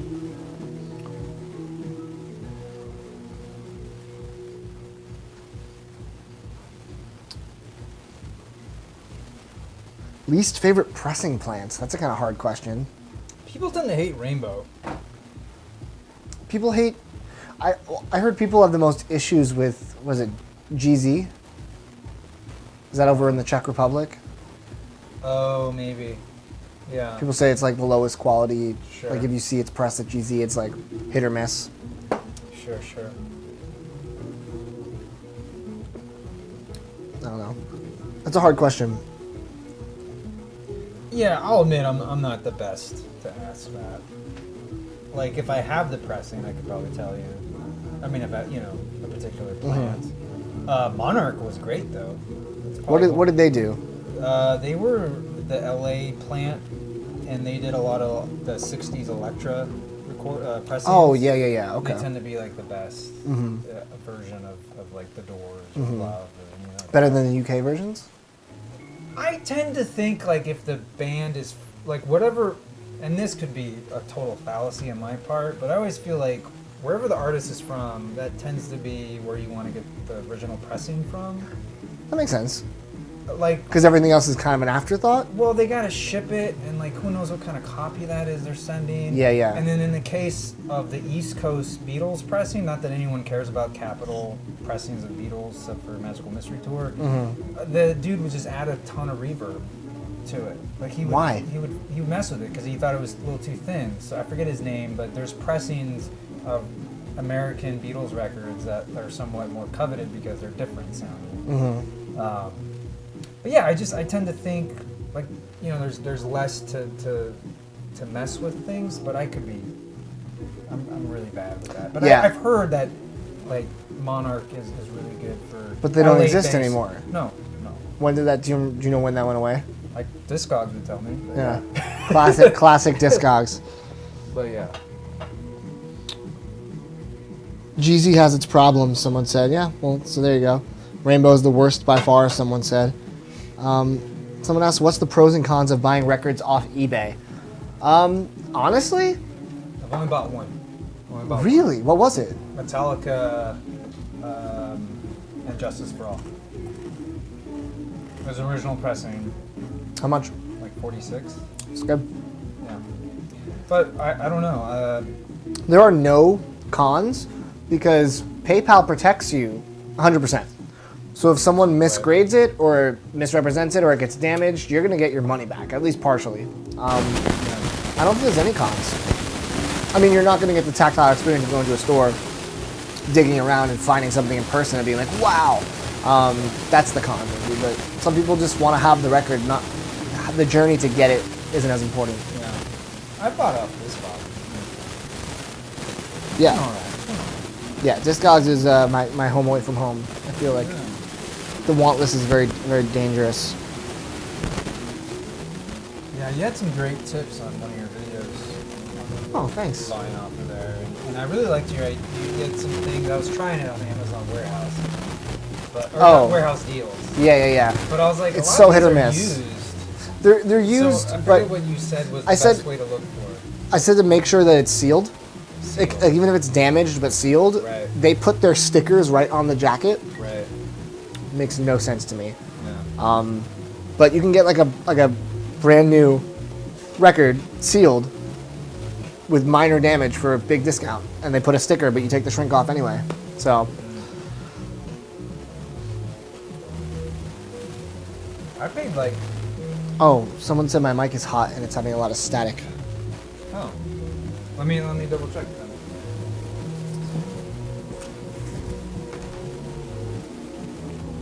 Huh.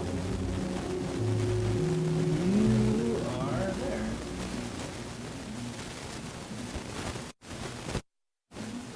Let's see. Oh. Let's see the back of me.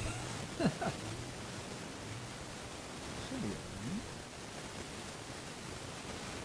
Huh. I don't know. Is that better? Are we? Is it still Static City? Could have been brushing up on the coat. Oh, maybe. I'll switch the record over. Oh, thanks. If this is good now, let us know. We're trying some moderate troubleshooting. Okay, it looks like it's good now. Okay. Oh, then someone said no change. Oh, it's really? Who's lying in this scenario? Huh. That's really weird. Maybe it could be mine, maybe? No, I guess it's... Huh. I mean, I turned it down a little bit. Huh. I don't know. Still static. Yeah. Yeah. Yeah. I peed on the mic, guys. I'm sorry. That's weird. I don't know what would cause that. I turned it off and on. Oh, you did? Let me turn it off and on over here then. It could be maybe interference, maybe? Oh, Ed McMuffin said yes to something else. It was a false alarm. Oh, okay. All right.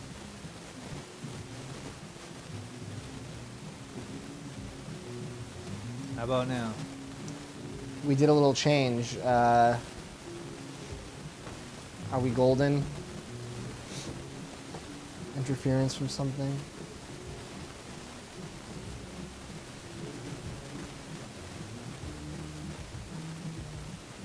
It's got anything worse? I don't think it's my jacket. Here, let me try to list. I'll try to listen. We're troubleshooting, guys. Give it a moment. I'll give you a big thumbs up if you want to turn your sound down. I'll give you a big thumbs up as soon as it's good to go. Oh, you know what? Batteries. Let me switch out the batteries, maybe. Guys, we have a little battery issue, but We'll see. We'll see. no matter.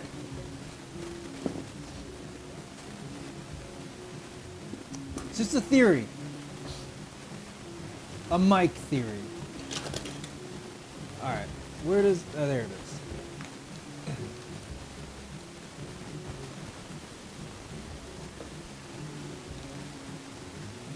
So that's usually what happens when the mic starts to die. Is that it?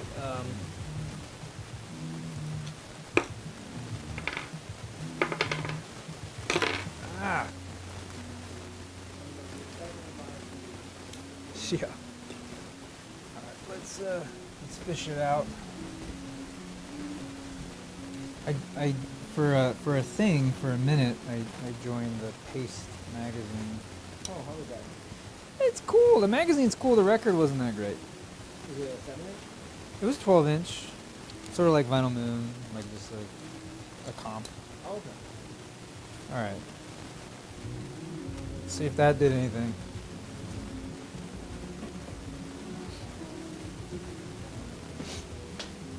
Someone just said, "Oh wow, static." Still more? Jeez. Is it definitely my mic? Oh yeah, it is. Hang on. Maybe it's mine. No.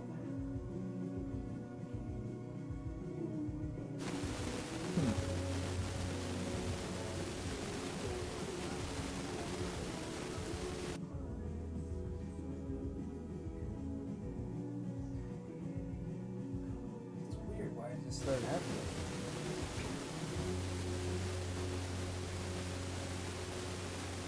I think it's mine. It's yours? Yeah. Yeah, it's mine. Oh. Yeah. Guys, we figured it out. It's not my mic. It is Eric's mic. So we're gonna get this fixed real quick. Okay. That's so weird. I wonder why. Someone goes, "It's Mr. Rewind's mic." Yeah. You turned the mic off just now?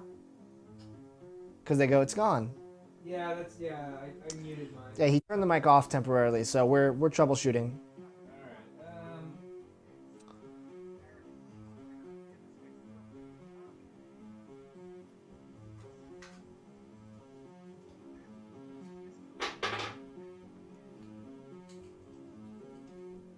We'll still take questions. Still taking questions. I can answer some questions.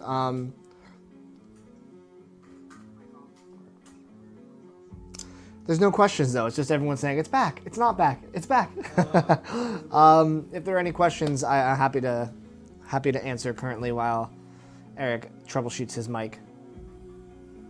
Lisa, that's not true.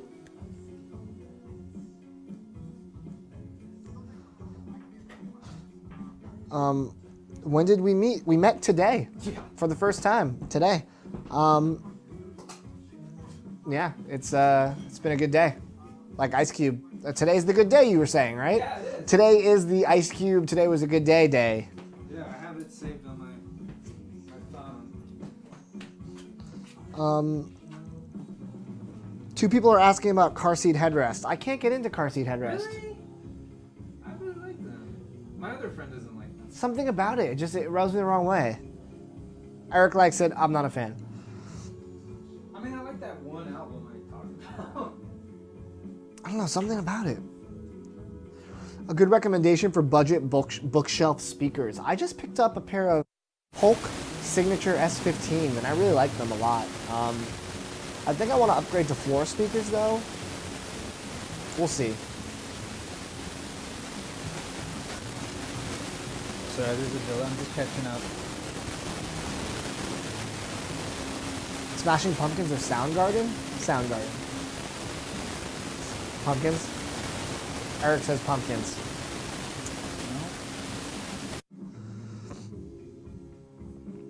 Oh, awesome, Tony. Yeah, they're good, right? Yeah, Tony also bought the same speakers.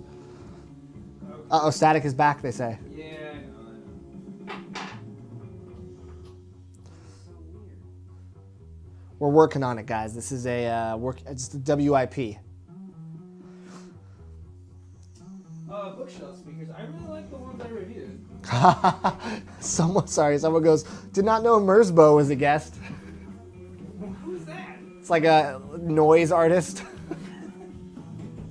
That's a good comment. Yeah, these are Static rewind.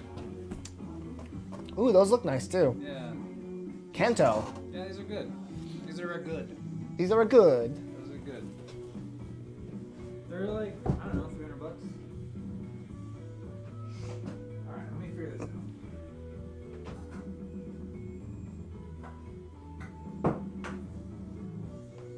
Dazed and Confused by Led Zeppelin. Overrated or underrated? Wait, what? The song. How is it overrated? People say Stairway to Heaven's overrated. Yeah, that to me is overrated. Because it's like spirit. It's like half of spirit. It's like just chanting. Ooh, ooh. I think Dazed and Confused is rated. I think it's rated properly. Alright, we're going wired. We're going wired here. Any horror movie soundtracks? Halloween. He says Halloween. I don't know. I don't know of any horror movie soundtracks that I love. I mean, I like John Carpenter, but I don't know if there's a specific soundtrack that sticks out to me. Maybe I'm wrong. I'm probably wrong. Most anticipated album of 2018. Do you have one? No, I don't. Eric does not. I, off the top of my head, do not. I'm hoping for a secret Kanye album drop in 2018. That's my most anticipated album that hasn't been announced yet.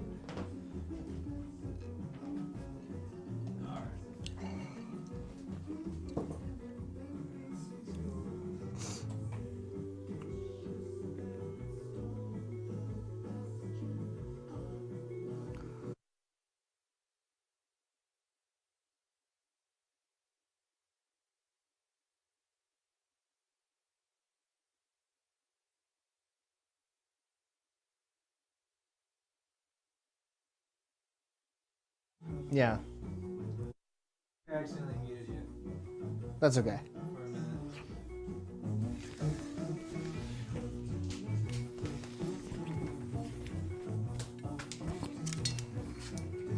Am I still muted? What? Am I still muted? No, Oh. no. What's your favorite Red Hot Chili Peppers album? I really like the Blood Hot. What is it? I'm sorry. Blood Sugar Sex Magic? Yeah. The Yeah. drink's getting to me. He's drunk, folks. But you know what? You know what I gave a chance was Californication, and it blew me away. It's great, right? Yeah. I hated the Californication song. Sure. In context of the album, though. Oh my gosh, this is great. amazing. It's amazing. I'm so glad I gave it a shot. Because I just wrote it off. I even got people gave me crap for it. But rightfully so. They should give me crap for that. It's a great album. It is. Have you heard By the Way? That is my favorite Red Hot Chili Peppers album, I would say. What do you think about Stadium Arcadium? I think that it's way too long. I think that it should be half the size, half the album tracks, and it would be great. Yeah. It's like 10 great songs and 10 bad songs. You know what I mean? I'm like, what are you doing? Like, just cut, like, edit yourself. You're not God. You can't just make a double disc album and every song's amazing. You can't do it. Dylan could barely do that with Blonde on Blonde, and he did it. King Gizzard. I mean, if you were to consider what they put out this last year. That's true. I would say King Gizzard's more talented than the Red Hot Chili What Peppers. is... what? Whoa, you went there. I went there. I said it. What did you think of the final one, though? I thought it was probably the weakest to me Gizzard? of the 5 albums. Gumboot stew? yeah. Shoe? Stomp? Gumboot I don't know. soup. Soup. Gumboot soup. I loved it. You did love it. It was tied for my favorite with Polly. Okay. I thought Murder of the Universe was their weakest because it was too much like weird spoken word storytelling for me. I was hoping it would rise to the level of like Jack Black epic storytelling Right. of Tenacious D. Yes. But Never then, never got there. No, and I was expecting like Tolkien level, like I don't know. I was Yeah. expecting, I was hoping for more. Yeah. I So feel you. yeah, it was a bit. Yeah. Yeah. Did you like Microtonal Banana? I did. Yeah. Yeah. I own that one. I have Yeah, that I saw it start down there. with the scratches thing. That's a good one. Yeah. That's a good one. Gizzard. Oh, I've been missing all of this. Will there ever be a reissue of Tom Petty's Wildflowers? Is there an issue with that? Oh yeah, it goes for like $200. There's never been a reissue since it came out in the, was it 90s? Okay. Isn't it the same with Buckingham Nicks? That's another one of those. I think so. Yes. Like they don't want that out again. Yeah. But they should.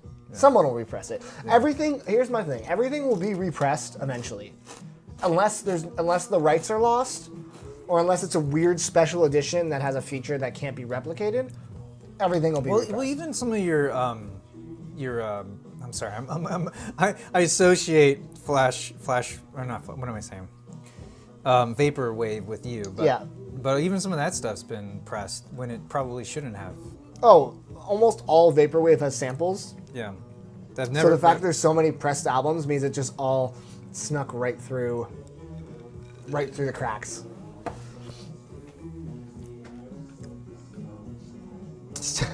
Stadium Arcadium was a pile of wank, says Liam Lord. Oh, what do y'all think about Sandinista by The Clash? Yeah.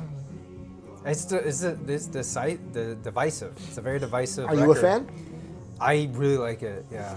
I've only heard it maybe twice. I mean, it's a lot to go through. Yeah. It's a commitment to do that. I mean, It didn't win me over. I mean, I will say, without a doubt, London Calling Is their best, yeah. better.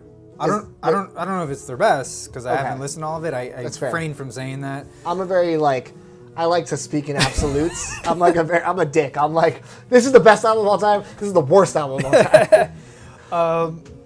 But no, I was expecting it to be way worse than it was. But Sure. actually, I really liked how experimental it was.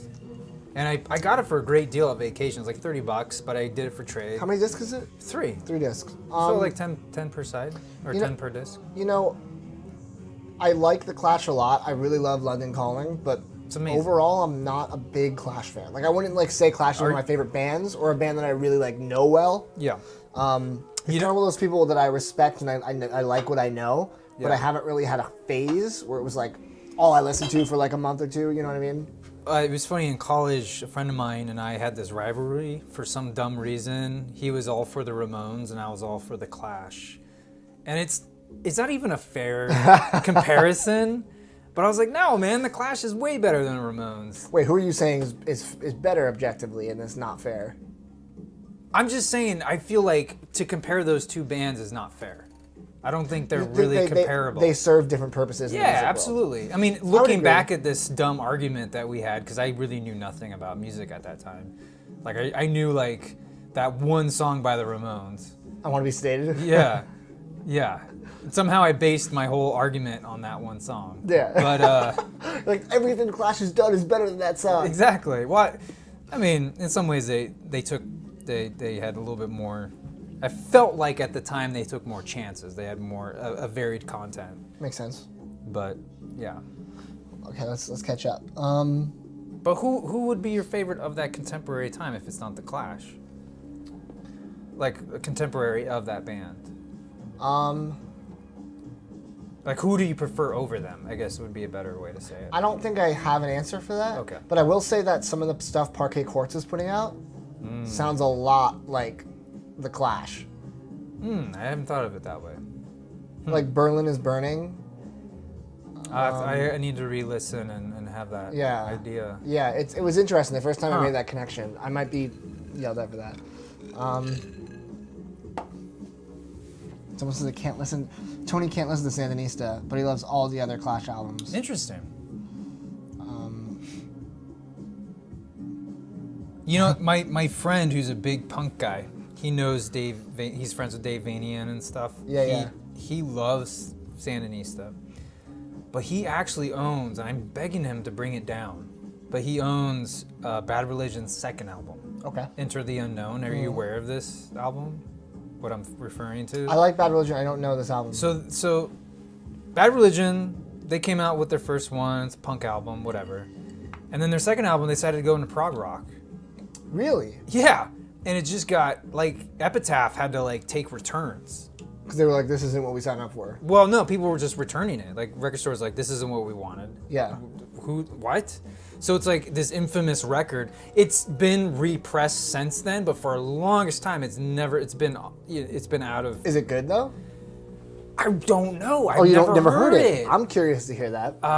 They're so talented. I can see them doing prog pretty well.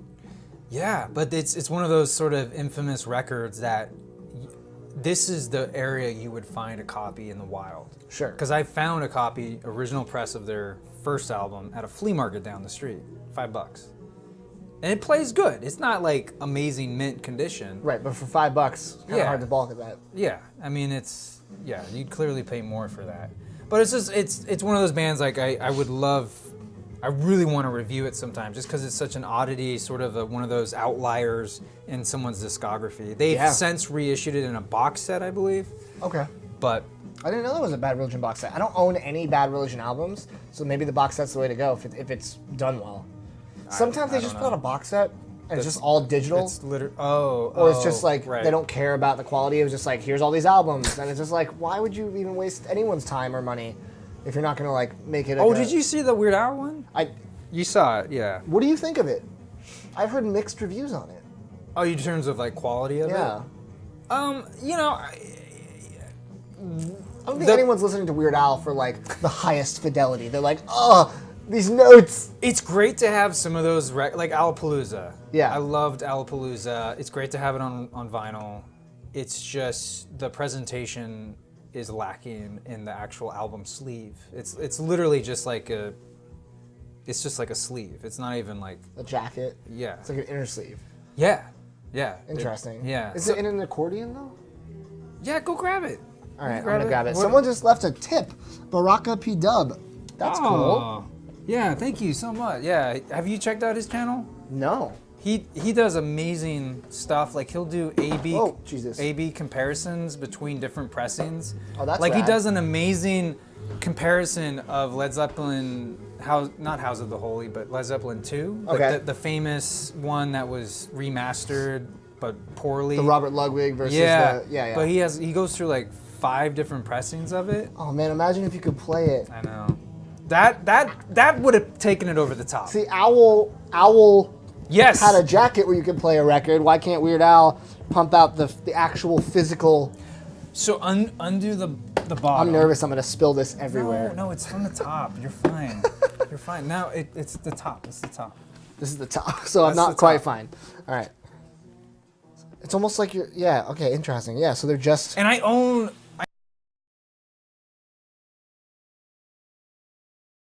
But you'll see, like this, it's, there's no spine. There's no spine. It's literally. That's one of my biggest pet peeves with records, actually, when there's no spine. Yeah, but I mean, it's meant to be in that. Sure, in this context, it's acceptable. But man, if there's no spine, you know what that means? I'm not playing that record. Because if I go pick out a record, I'm not gonna dig through how many records I have and try to find the ones that don't pop out. Right. I'm gonna be like, oh, I'm gonna play this Flame and Hip record for the 20th time because the spine is this big. Yeah, this is cool. The packaging's really neat. The book's great too. There's not a lot of information, but the visual. It's my accordion sound. It sounds like Jurassic Park, actually. Yeah, something like that. But the book, Jeff Bermuda Schwartz, the drummer, he's been Al's archivist since the very beginning. So he has this amazing garage full of all sorts of Al memorabilia. Mm-hmm. And that's what this book, it's really a scrapbook. Okay. The book. So. I'm gonna put this back before I break this.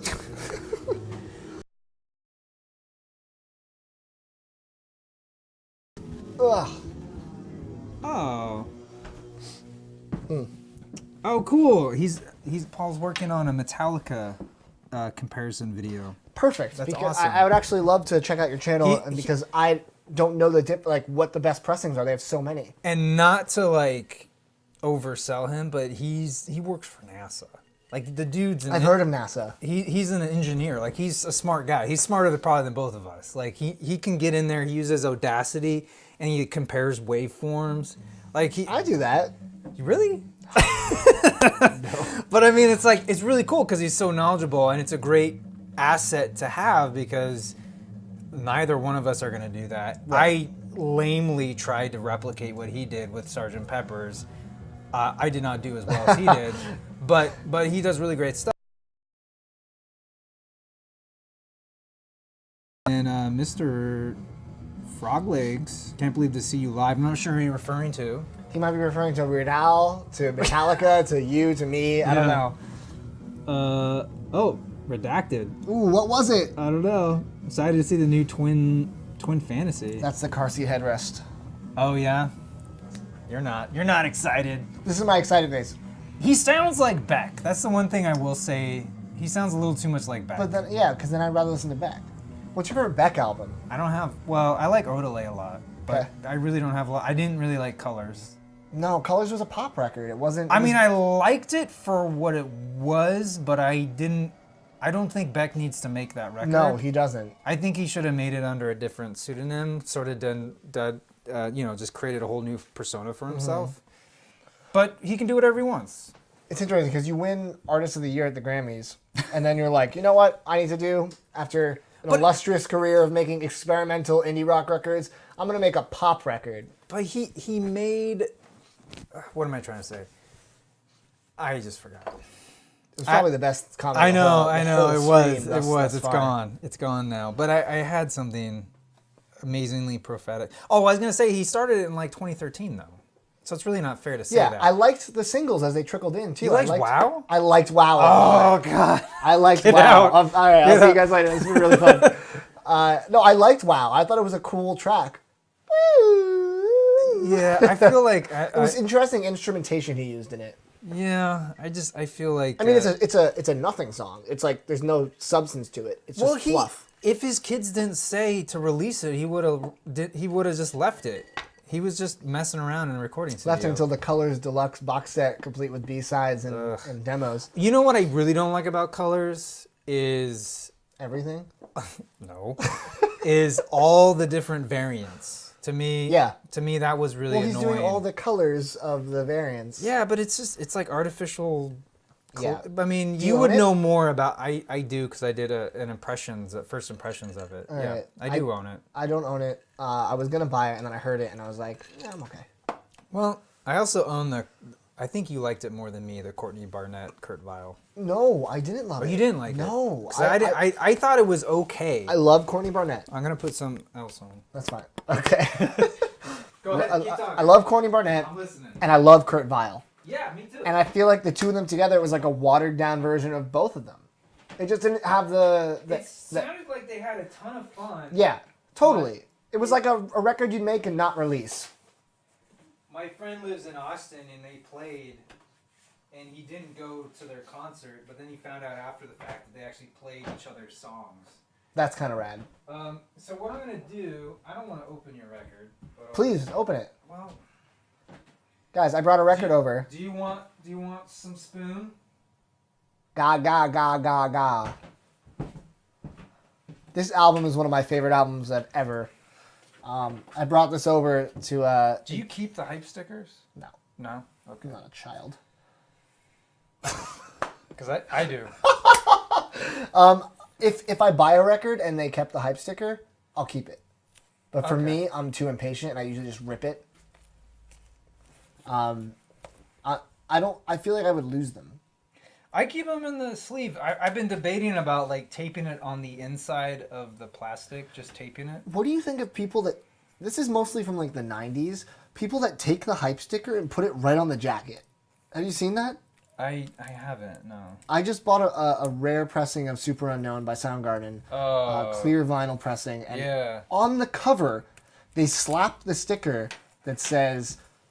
limited clear vinyl, like from Soundgarden. Now with including like here, like right under the name. And I was like, why the fuck would you do that? You know, it could. I mean, if anyone in here knows why people do that, please tell me because it's baffling. There was a case like original pressings of Tame Impala's second album doesn't have the sticker on it. That Lonerism? Yeah, the one in the park. Mm-hmm. I'm terrible with names. Doesn't have the sticker on it. But the first pressing does. No, the first pressing does not. Oh, the second subsequent releases do have that sticker. So I wonder if sometimes like if it was a promo, they might have put it on there. Maybe that would make sense. I don't actually. know. And especially vinyl in the late '90s, the '90s tend to be more promo than they were like public release.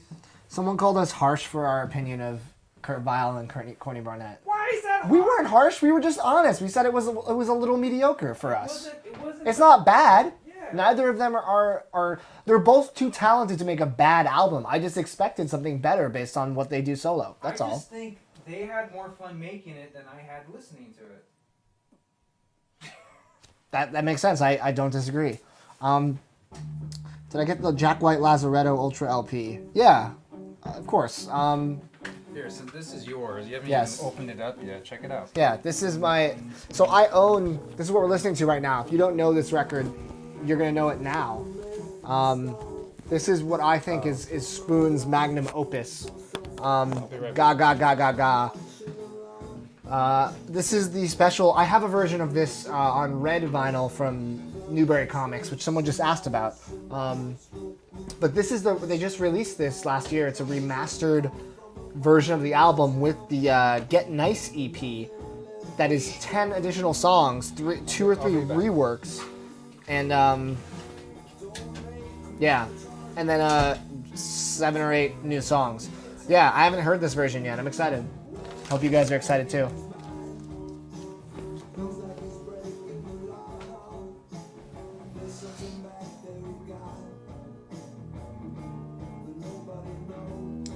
Someone's been asking about opinion of Interpol and the Strokes. Interpol, I think I'm not a fan of their sound. I think all their songs sound the same, personally. The Strokes, I love Is This It? I love First Impressions of Earth. Room on Fire is pretty good, and the rest I'll leave. Don't make me a target. Don't make me a target. Don't make me a target. Someone said people typically put hype stickers on rare pressings. It makes it worth more because it shows what they were promoting when it was originally released. I would assume it would be worth less if you defile the cover with a sticker. You know? It depends on the collector, I would say. Like how are you to be the authority of where it goes on the jacket? You know what I mean? That too. It's not like there's a designated spot for it. Right. That's interesting. Like I have, well, sometimes they would actually put hype on the record itself from the manufacturer. Like I have like the Seeds debut album. There's a pressing that actually says includes the hit, whatever the hit was, I forget the hit. On the jacket. On the jacket, whereas the pressing I have doesn't have that. Now I wonder if the Super Unknown I have had that naturally on it. That's why I'm. It's kind of a little bit into the title though. It almost seems like it was put on like wrong. Well, I don't know. I don't know. That's strange. Dream Turntable, Diversity asks. Oh, I just watched an interview with Elijah Wood and his buddy who they DJ. Mm-hmm. And they had this amazing turntable that had all these counterweights on the bottom of the platter. I watched part of that too. I remember seeing that. Yeah. I don't even know what that is. Someone listed in the comments what kind of turntable it was, but it was mesmerizing to look at. It had like that separate arm that would pre-dust it before it hit the needle. Crazy. Techniques just put out a new turntable. Oh, yeah. The $15,000 one. Stupid. Looks amazing though. Yeah. I mean, I'll never buy it. Yeah. I could email them and be like, hey, I have a moderate-sized YouTube channel. Would you send me one for review? And they'll just never respond to it. But it looks amazing. Well, that's why you make friends with an audiophile shop, because they'll get it in, and then you can probably borrow it. That's true. And then you accidentally break it, and you're like, no! But they have those ones that's like 150,000. That's like it's like this high off the ground. 150,000? Oh yeah. It's like all like counterbalanced, and it's stupid. I think it's ridiculous. I will say, do you ever watch Mark Maron's show? No. He has a Macintosh Labs preamp. Right. And it's like the one that like glows like. Oh, it's because of the tubes in it. Yeah, it glows. Yeah. It glows like neon green, like neon bluish green. It's beautiful. Wow. And I looked at it and I was like, how much is that? And it was $5,000. And I was like, no, thank you. You know, in the end though, it's not that bad. I know it's blasphemous to say that, but I would love to own one of those Japanese laser record players. Oh no, that's cool. I would love to own one too. Yeah, I think that's. I mean, it's an optical out, which they claim is analog, but I don't know. Do you ever watch? I love this song. Me too. Do you ever watch Techmoan? Yeah, I love him. Have you seen his? I mean, I don't love him. He's in love with Techmoan. I'm not in love with Tecmo. He hasn't replied to my email messages. He has that video about the 9-band record player. It's the Bandai portable record player that plays like the 3-inch records that are like, it's like a plastic turntable. From the 90s? No, from like the mid 2000s. Oh yeah, I saw that. And they have like they're just 40 little... different songs you can get for it. Yeah, and then Jack White released like 8 White Stripes songs. Yeah, I remember on that. It. Yeah. I watched that video and I was like, I don't know why, but I need to own this. Did you get it? No, they go for like $1,000 online if you like find the Jack White one, and it would just be a cool novelty. They have like a Judy Collins song. They have like Both Sides Now on this like 3-inch record, and like I was like, that would be so fun. Just be like, hey, check this out. Like it'd just be a cool novelty. Why can't I find turntables? 8-band. I said 9-band, and someone said 8-band. They called me out. That's true. Yeah, 8-band. There is a. Oh yeah. Never mind. Okay, so I have 2 different selections here. I have a spicy chipotle club and a grilled chicken pesto. I love pesto. Thank you, sir. I'm a huge pesto guy. I wasn't sure. They're both good. Okay. They're from Yummy, up the street, yummy.com. It's a Not grocery familiar. store. Okay. You'll Guys, probably we're eating sandwiches. sandwiches. And I got nacho cheese tortilla chips over there too. Are we moving over there? I guess we could. No, we don't have to. Yeah, I'm fine. I'm fine here. Yeah, if you guys are fine. Everyone's talking about Revolution 9. Did we talk about that? Like, everyone's talking about it right now. Where did that come from? The Beatles White Album? song, yeah. Yeah, White Album? I don't know. I Like, don't like, remember. like, everyone's talking about it. Why are you talking about it? Oh, because someone asked Revolution 9, love it or hate it. Oh. Someone's trying to take over the stream. No, it's fine. I don't care. Opinion on Rock Block and why it's worse than the Crosley Cruiser. Rock Block's like that little thing that like spins around. I would never play a record on that in a million years, personally. It looks like it's... Well, I mean, just watch Techmoan's thing on it. I mean, it was a dumb idea from the beginning. Even Vinylize did a whole thing on it. Oh, yeah. I didn't watch it, but did he not like it? No, he was like... I assumed they sent it to him, and he was like, it's pretty good. Oh, did he? I don't know. I thought it was a video before he was even a thing. Oh. I don't know. I just looked at it, and I was like, this is appealing to no one, because it's not aesthetically pleasing. Even someone who doesn't know a lot about records would probably be like, yeah, this is not a good idea. Yeah. This sounds different to me. It is a remastering. This is delicious. Oh, good. Yeah, awesome. Jack White should make a Eurodance vinyl record. He's probably about to, knowing him. You mean like U2 did with Pop? Is that what he means? I don't know what that means. I love this song. Oh, I know. I still remember I had a house party when I lived in North Hollywood. Thanks for the invite. I didn't know you, dude. Thanks, man. I don't even think you were in LA yet. Whatever. And this song came on Tush Off. Like, It's a great song. Like my friends were like, what is he doing? Like, it's okay. It's a house party. It's not a club. Stop. But yeah, it was so good. My friend was very meticulous. Actually, Richard Conti, you guys know Richard. It was his birthday party, and he was very meticulous with his playlist. Like, it had to be scheduled. I DJ'd one of his parties one time. It was fun. I did a bunch of 45s, all vinyl. Someone said we should get Vinylize next time, but they said they caught my run-in with Vinylize. Did you ever see that? I saw that for a minute. Was that it? It was at Record Store Day. He Yeah. like, just came up to me and he was like, hey. And I obviously knew who he was. I was like, hey. And he was like super late. I was there since midnight, and he Yeah. got there at like 10 in the morning. Yeah, like yeah. they were open. Nice guy. Have you ever met him? No. Have you ever talked to him? No. We all live in LA. It's so bizarre that we've never That's why I decided to bridge the families. That's good. It's like an Italian mafia movie. Do you ever watch, oh shit, what's his name? The Q Up? Is that his name? He's in LA.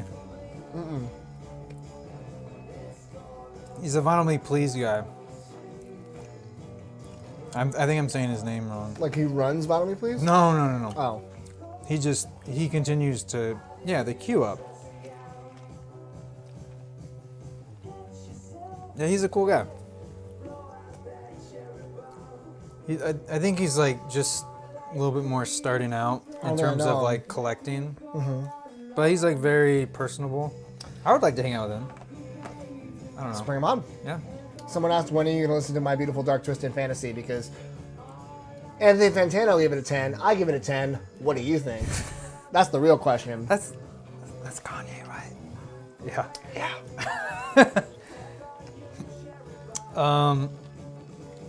When am I going to? Eventually, yeah. I need to be in the right space, I think. Like Is it on a vinyl? lot of ecstasy. Is in it a really? dark room. No. It's an amazing album. Okay. It's peak hip hop for sure. What album is this? This is Ga Ga Ga Ga Ga by Spoon. Yeah, you just had it. Oh, I put it over there. I don't know where to put it. Oh, that's all right. What should I have got here? That's fine. You're fine. After I eat the sandwich, I'll put it up. What vinyl bargains have you had in the past? That's a good channel name, Vinyl Bargains. No one take that. I'm gonna start it tonight. I mean, we kind of already talked about the Aesop rock that I found at Goodwill. But I also found a Quasimodo. At a Goodwill? Yeah, the same time. Obviously, the same person brought it in. It's the second pressing of it. And one other, I think the Atmosphere one. No, I think that was something different. But, You know someone died, and you have those records because of No. that, right? No one who buys Quasimodo records is giving them to a Goodwill. They have a DJ friend. or they had a breakup. And there was Maybe. a spiteful. That's the silver lining of that. Yeah. Rest in peace to whoever owned that Quasimodo record. I really like that. I like pretty much everything that Stones puts out. It's one of my favorite labels. They're amazing. I would love to have Peter Wolf or Peter Wolf. Peter Wolf. Peter and the Butter Wolf. Wolf. Peter and the Wolf? You know, he's like from right where I grew up. He's from San Jose, and I'm from like just around the corner from there. So I feel like we should hang out. But You and PB? yeah, Are you an MF Doom fan? I definitely. No, I am, but I don't really have a great knowledge of the. I know you are. You have the mask. I saw that. Does that make me a fan? Just Of 'cause course I have it his does. mask? Of course it does. Yeah, I'm a huge MF Doom fan. He's That's arguably the best MC of all time. Arguably. Top 5. Where does CeeLo count on there? Top 100. Okay. What do you think about Outkast? Andre, I mean, I love them both, Yeah. but Andre's top Yeah. 5 like lyricists ever. Yeah. Sorry, Miss Jackson. But Big Boy, his solo stuff is. I mean, his first solo album was amazing, and everything after that was a little off for me. But yeah, guys, I'm having a love affair with this sandwich. It is Pesto City in my mouth right now. Howdy. I can't read their username. Wait, Fantano gave Dark Twisted Fantasy a 6? I thought he gave it a 10. Really? Do you watch him? Do you watch the Needle Drop? I don't have time. Like, I swear to God, like, if I wanted to casually watch a Needle Drop album, that's like, or a video, that's like a 30-minute block of my life. Like, his videos are long. Some of them are. I mean, I think the album reviews they tend to be like 15 minutes. I also don't personally, like, I think my taste in music is very different than his. Because a lot of albums that I've looked at I look at his scores sometimes. I don't Yeah. really watch the videos. A lot of the time his albums that he loves are ones that are just not my genres, and the ones he like shits on are albums I love. Okay. It's like I don't go to Pitchfork for their reviews anymore. Because are you an Alt J fan? Yeah. They gave all their albums like under a 6, like all like the 4s and 5s out of 10. Really? And I'm like, what asshole is saying that this album's a 5 out of 10? It made me so angry, especially the first album. They gave like a 5.8 or something, and I was like, I think An Awesome Wave is another 10 out of 10 album. That's like one that I would consider one of my all-time favorites. Yeah, I mean, music. I mean, by nature is just very, very subjective. So It is, but I also feel like it's sometimes hard to deny talent. Mm-hmm. Like, I personally don't like... I'm trying to think of a good example. Okay. This is not the best example for the conversation we're having, but I don't like Adele's music. right. But you can't deny that she's talented. Just because I don't like the songs she makes doesn't mean that I wouldn't be like, Adele's an awful musician. She can't sing. Like, imagine someone saying that. That's just ignorant. But I don't like her stuff. So it's kind of like that, where it's like, if you hear something and it's not for you, sure. But to be an authority and to be like, this is bad music, I don't know. There's something weird about it. It's a gray area for sure. Yeah. Yeah, I hear you.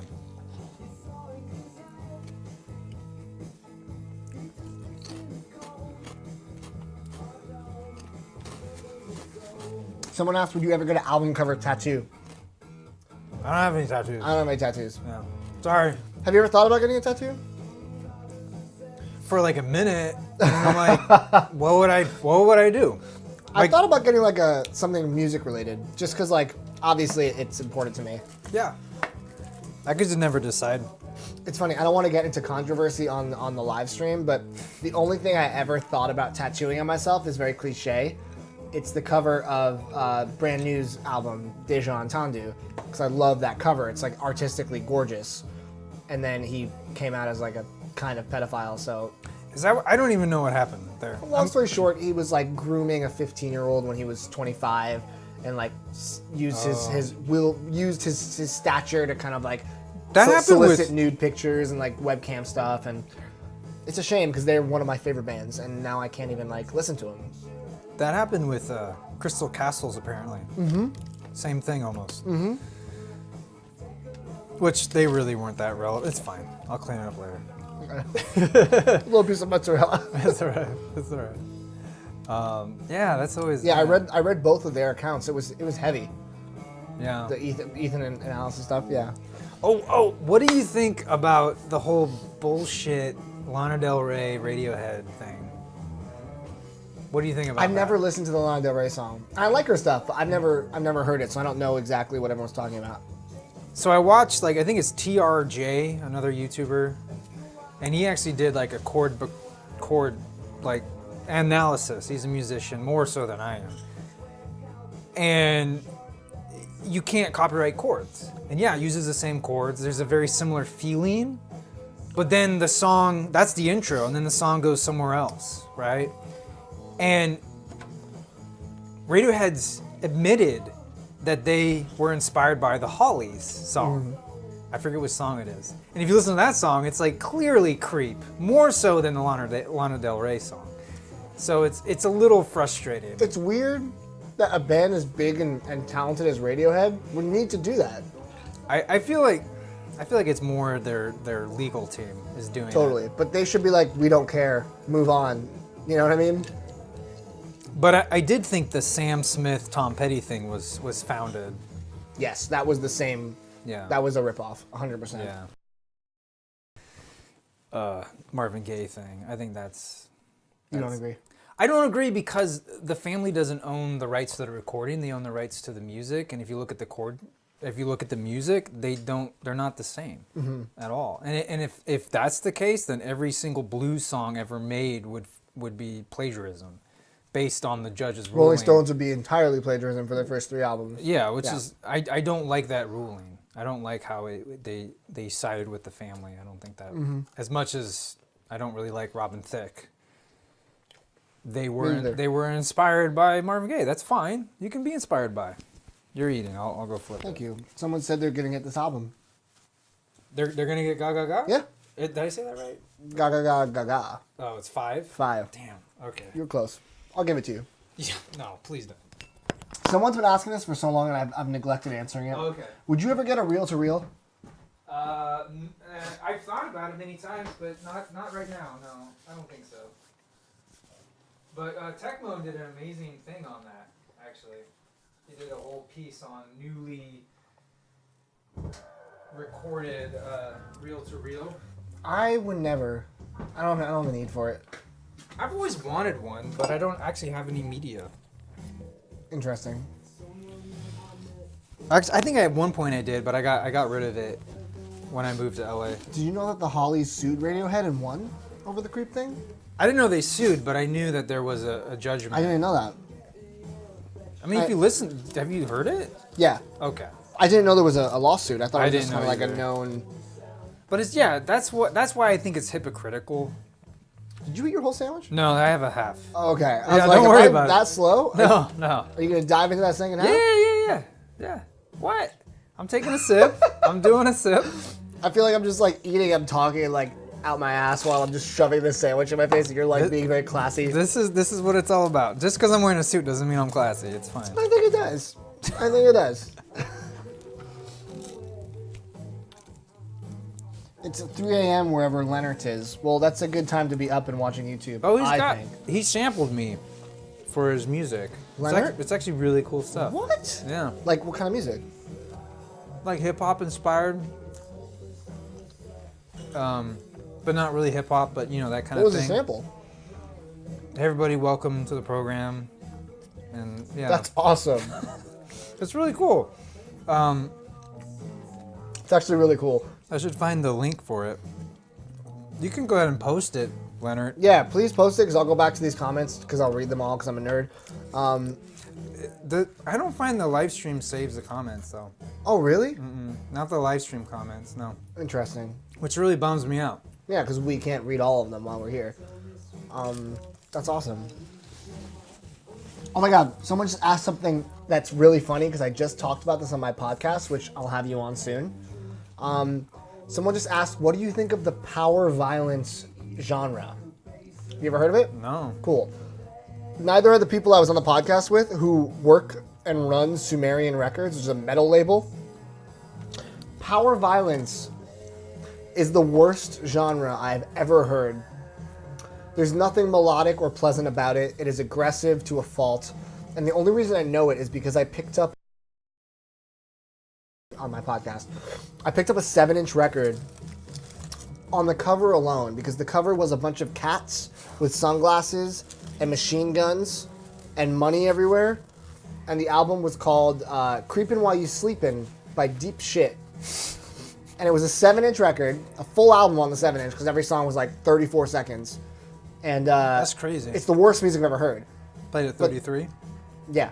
Okay. And the genre is power violence. So I listened to it and I was like, what? This is awful. But the cover is so great, I kept it. I'm sure you're aware of Fash Wave. Fash Wave, have you heard of this? It's really annoying. But it's fascist, right? Like Oh. the alt-right has taken over like vaporwave. No, they have not. I'm not saying they have, but like they've commandeered, A section of it. yeah, which is annoying. So it's like, is it just like vaporwave music with like Trump? Well, kind of. I haven't actually listened to the music, but like imagery is definitely like 80s Hitler looking cool, and like Trump, like yeah. I mean, it's just like it's weird. It's weird how that's become a thing now. That's sad. Yeah, I mean, and a lot of the musicians take like very offensive usernames. Of course. I just heard about it on the web. I've never heard news. about it, Yeah. but it sounds like something I would not be a huge fan of. Eric, do you own any cassettes? That's a good question. Yeah. Give me 1 second. I don't own as many as you do. This is a remix for sure. This sounds so different. Yeah. Did you ever hear they played a college radio? Did you ever hear that? Those recordings? It's really cool. But it was very like lo-fi, like early spoon. They don't understand. Cassettes. Right here. Bust them out. I don't even. A lot of these are my wife's, so keep that in mind. The guy in the suit has a briefcase, guys. Got it from a garage sale. It's a cool briefcase. Wait, is it cassette briefcase? Does it Yeah. have like the slots? That's Yeah, awesome. yeah. I've always wanted one of those.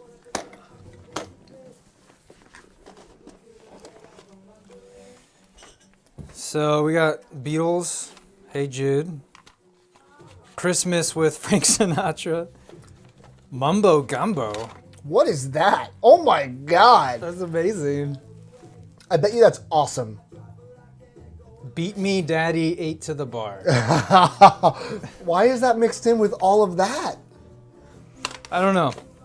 Wait, did this briefcase come with all these cassettes? No. This Okay. like I said, my wife's. Daylight Train Side Saddle. Oh, that's interesting. 1991. Oh, look, we got Sgt. Pepper's the movie soundtrack. Mm-hmm. Got Is it Bee Gees? A lot of Bee Gees, right? Yeah. Yeah. All That Jazz, Journey, Look Into the Future, a great album by them. I would love to get early. Escape on cassette. Ambrosia, Amy Grant, George Harrison, Cloud 9. Ooh, that's a good album. Yeah. Honeymoon in Vegas, music from the original motion picture soundtrack. Gloria Estefan and Miami Sound Machine, Cuts Both Ways. It's hot. Mm-hmm. Another Ambrosia, yeah. Hannah and Her Sisters, selections from the motion picture. I don't remember. Bonnie Raitt, Donna Summer, Michael Jackson, Off the Wow. Yeah, look at that. Young Michael. Why would they not take the art up for the whole front? It's weird. That's the record art. Mind Games by Lennon. Look at that. Again, another one of those. Strange, small. Yeah. Eagle, there you go. That'll make you happy. Mm-hmm. Leonard Skinner. I wonder which one that is. Oh, pronounced Leonard Skinner.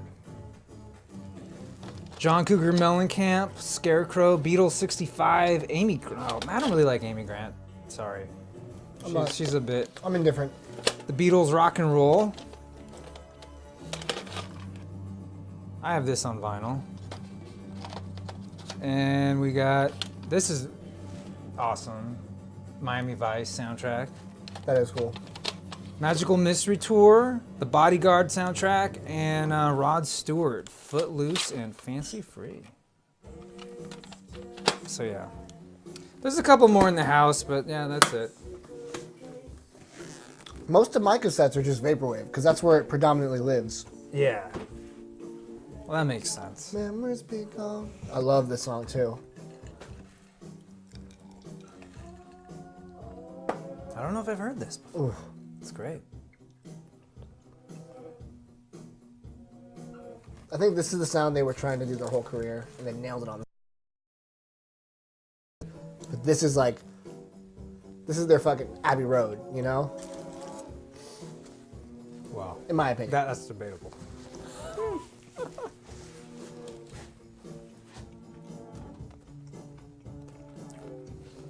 I'd love to meet the guy who Yellow Submarine's their favorite Beatles album. I'd love to meet that guy. Or gal. Someone asked me in an Instagram live stream the other day, what's your favorite and least favorite Beatles? And I said Yellow Submarine's my least favorite because I think it's just their worst, right? I mean, I'll say that I think Hey Jude is like their that's not even an album, I guess. Is Yellow Submarine really that bad? I mean, you like it. I mean, you like it least versus their earlier stuff. I love doo-wop, Okay. and their early stuff is kind of like an offshoot of doo-wop. Sure. So I'm into it. It's simplistic, but it's nice. Maybe I have to re-listen to Yellow Submarine. Hey Bulldog's not a very good song.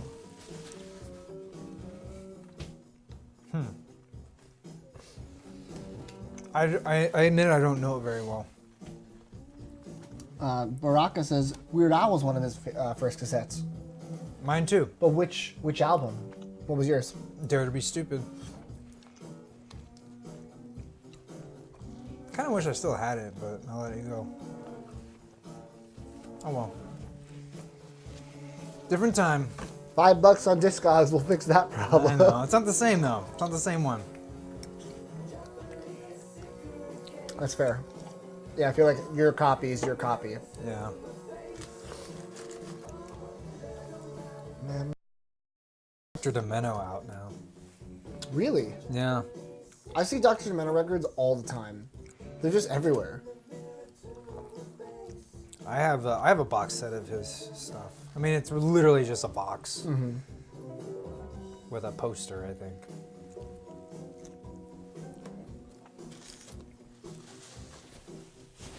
In 3D was Baraka's first. Oh, nice. This is a great one. It's got, I think it's got "Eat It" on it. Yeah, yeah. Pitchfork's review of the box set was very interesting, of Weird Al's. What'd they say? Well, they kind of saw it as like a relic of a bygone era where we were so interconnected with music that, you know, someone like Weird Al really can't exist with albums in this day and age, with how fragmented we are with popular music. Sure. And so it was a real fascinating view of what was, you know, popular through the eras, through the last 30 years. And he's like one of the only, besides Madonna, the only artist to have a Grammy in every decade or something. Like the 80s and 90s, the aughts, and now. That's actually really impressive. I think that's right. I could be wrong. I'm not sure exactly, but it's something weird like that. Like Interesting. weird, of course. I would use that word. Weird Yeah. Al? Yeah. I've been facing away from the camera, just diving into the sandwich for like 20, 30 minutes. So That's all I'm, right. I'm one more bite, then you get to see this face again. You're welcome.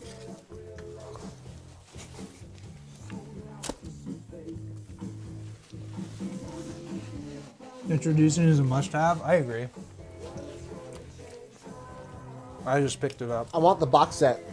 Oh, the recent Yeah, last year, I think it came Uh-huh. out. looks great. Are you familiar with DJ Shadow does his garage sales? No. For the past 2 years now, DJ Shadow has done, oh, thank you. Yeah. DJ Shadow has done, in Los Angeles, a pop-up where he sells a bunch of records that are duplicates from his collection as well as rarities from his discography. And he's there. Oh wow. And he signs records and talks to people. I've been twice now, and I found very rare records of his. And I own his duplicate copy of Beggar's Banquet by the Rolling Stones. Wow. Every time I look at it, I'm like, Shadow probably played this once.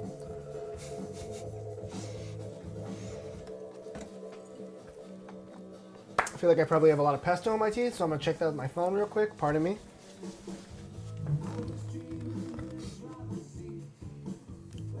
Oh yeah, what do you think about Tarkus? You don't really know that album, do you? Is that the one that has like the tank on the front? Armadillo tank. Yeah, I see it every time I'm at a record store. Yeah. I own it. I haven't really listened to it yet.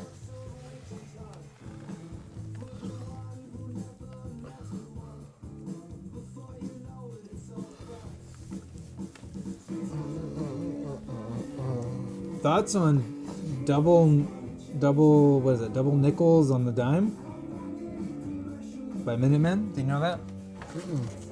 I don't know it either. Yeah, I'm not super familiar. So it's 6 o'clock. Yes. We should come up with a cutoff. Like how much? Yeah, I should probably leave in the next by 6:30 is my guess. 6:30. Okay. Okay. Yeah. Yeah. Do you want to look at more through records a little bit more, or what do you want to do more of this? This is fun. I mean, if there's still, I don't even know how many people are still watching, but I'm enjoying myself. Yeah. It's up to you. I was Well, hoping, you're my guest, so Well, thank you. I'm. I was hoping we would have time today. I didn't realize that how fast time would move. Right. To take a look at my turntable. But Did you actually bring it? no, it was gonna be at my place. Oh yeah, I'll come over. You have time before the show, you think? Oh, you mean tonight? Yeah. Oh, probably not tonight. But what's your work schedule like? Like how do you? Because I'm free during the week because I make my own hours. Mm-hmm. What's your hours like? pretty standard, usually 10 to 7. Then I'm home most nights, unless I have something going on. Okay. Or tomorrow afternoon, potentially, if you have a Sunday free. I don't know if you have plans. I could swing by tomorrow. All right. Sure. I'm going somewhere in the morning and somewhere at night, but I'm going to be home for a couple hours in the afternoon, so maybe we can make that work. Set me up. I've been without a table for 2+ weeks. This story with this tech guy has been That's an awful. absolute nightmare. Well, we got like 50 people watching, so. It's a pretty good amount. Specific album you always see in used records bins. Barbara Streisand. Linda Ronstadt. Yeah. Engelbert Humperdinck. What's his name? Yeah. Engelbert Humperdinck. Tapestry. I don't see it that much anymore. Really? Mm-mm. Maybe because now that vinyl's like back in force, people are like, I gotta own Tapestry. I saw it today for $10. $10? $10. Mint? It was Signed by Carole King? no. I picked my copy up at a garage sale for like $1. Yeah, me too. But it's actually really good. I was surprised. I love this song. First time I saw Spoon, they closed with this. Oh, nice. It's a beautiful closing track. This is the last song on the album.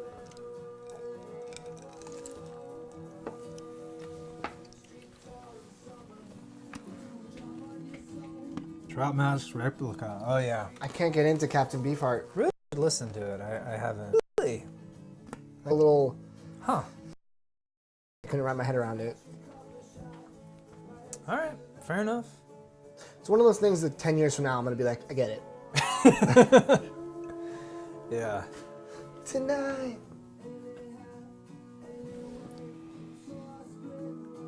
Album that you want to get in the future? I don't know.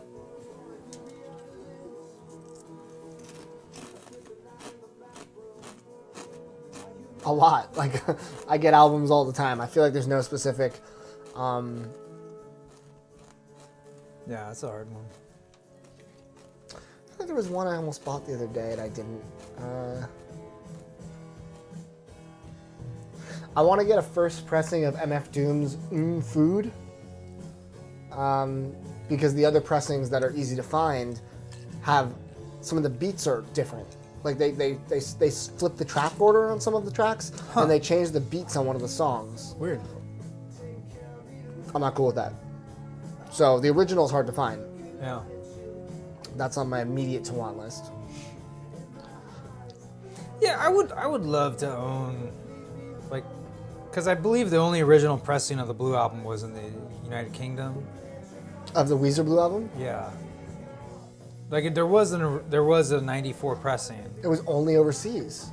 Yeah, there wasn't one in the U.S. Interesting. Yeah. I have the Mobile Fidelity. I have that one. On the blue vinyl. It sounds great. No, I have the one that came out before that, just all black. It sounds great though, right? Yeah, it does. But there's something about having, especially the one that has you see their shoes, Okay. like the full uncropped image. But I mean, it's like $100-something. Like I don't really need it. But it'd be cool, you know. Just because it means a lot to me, that album. You could sell like 5 records up there and then just buy it. But that's the thing, if you can find it, it's hard to find. That's true. You That makes know, sense. It's not around. So, Yeah, that makes sense. but yeah. Man, that sandwich was delicious. That good. that mozzarella was. Oh, good.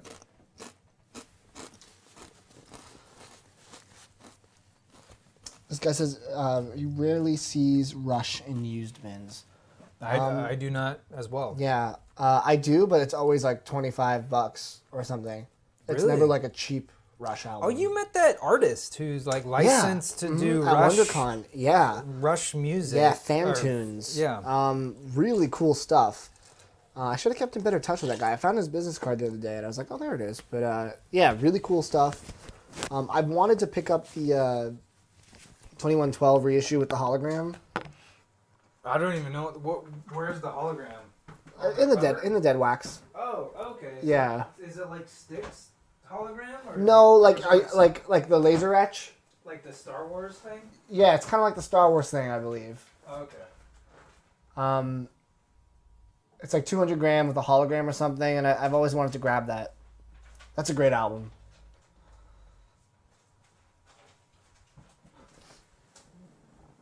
Someone says they have Food's first press. Well, just rub it in. Thank you. You know I'm looking for it. Who? What is that? The MF Doom album. Oh, gotcha. Someone saw Simon and Garfunkel in a used bin at a half-price Books and almost screamed. Why? Simon and Garfunkel is not notorious for having hard-to-find records. Well, there's one record that is I mean, it's not like Dylan. Where Is there one that's hard to find? there's one that has a different cover. It's harder to find. Really? Of like, I forget which. Yeah. I gotta look into that. I don't think I know about it. Maybe because it's that hard to find. Let's see, what side is this? That's B, so this must be C. So I guess we'll finish.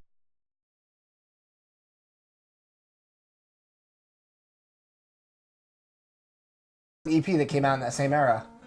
I'm excited. Someone recommends the 2112 pressing I was just talking about. Oh, nice.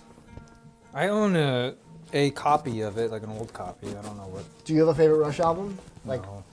I think Moving Pictures is probably my favorite because I'm a pretty surface prog fan, like I said, and that's kind of Okay. like their. I don't know why, but I associate them with a Cheap Trick for some reason. I think it was on a road trip. I listened to both those bands, and now I can't disassociate them. I know they're completely different. Cheap Trick is a good road trip band for sure. It was on the road to see U2. I guess that might have been my furthest travel. I traveled from San Jose, California to Anaheim to see U2 on their concert in 2001. How was it? It was all right. I think You traveled that far and you were like, PJ Harvey opened for them. that's cool. Which was weird. It doesn't seem like it fits. No, it didn't. It didn't fit. Maybe And- like Bono was listening to a lot of PJ Harvey was like, But you know, it's like it had all that like, it's a beautiful day. You know, I had that song. Vertigo. No, it was before Vertigo. Oh, you're right, 2000. Yeah. This was like, I forget the album name. Here's the thing. With U2, I'm not a big fan. Oh, you know why it was a letdown? Because my brother always said like, oh, their concerts are amazing. Like he went to see them on like Zooropa where they had like the giant lemon and like Pop where they had all this cool stuff. And then I get there and all they have is like lights. And you were like, this Like was you just blinded me and I'm It supposed to be sucks when something's impressed. oversold. And I'm like, where? And that's tour specifically was like they downplayed everything. Yeah. And then subsequent tours they went big again, which drives me nuts. It was really expensive. It was like the most I ever paid for a concert. Triple digits? No, it wasn't that much, but it was, you know, it was like $60, $70. I feel like Pearl Jam's gonna announce their U.S. tours, and I'm gonna end up spending like $200 to get tickets because I'm gonna miss them on sale, and then I'm gonna have to pay a scalper. But I'll pay whatever, man. They play 3-hour shows of like every good song. Wow, They're supposed to be insane still. that's crazy. U2, what I was saying is I'm not a huge fan, but man, every time I hear like With or Without You, I'm like, this is just a great song. Yeah, It's like no one can deny that's a great song, and like Joshua Tree's a great album, and I like Octoon Baby, and I like Boy. oh boy, yeah, yeah, Boy, War, October. October's not as good.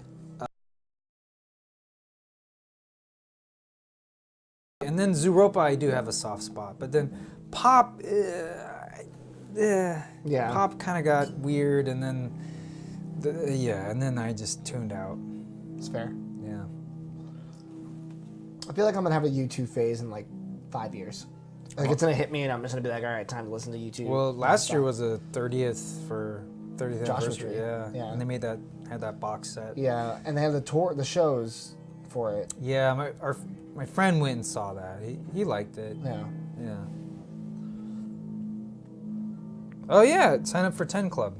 Aren't you part of that? I am in the 10 Club. I still think I'm gonna miss the tickets. I think it's like a lottery where it's like you put in for the shows you want, Oh. and they may give you tickets. But I think it goes by seniority, and I joined about 2 years ago. Okay. So people that have been there since 92, 91, they're gonna get the tickets. You know what I Okay. mean? So I don't Sure. know. It's gonna be challenging. I like the Strawberry Alarm Clock. I have that record. It's actually a really good record. Someone was talking about that to me recently. I was talking with It's like John. psych rock, right? I was talking to Johnny Eccles about it because he knew them, and I'm like, yeah, I feel like they're an underrated band. Like they had that one big hit, but if you actually listen to the record, it's really good. It's like a $20, $30 record. It's not that much for that time period. Yeah. I don't know if I know it that well. Well, you know, another time, another place, we'll play. Next time I want to hear it. Yeah. Do you have a favorite Steely Dan? I like Steely Dan, but honestly, I mean, Was it Asia? Asia, aha. There's so many ways to say it. Uh-huh. Take on me. Is it Asia? I think it's Asia, yeah. I think it's how you say it. I think that's how you're supposed to say it. I don't know. I'm the worst at pronouncing. Heat of the moment? Asia? It was the heat of the moment.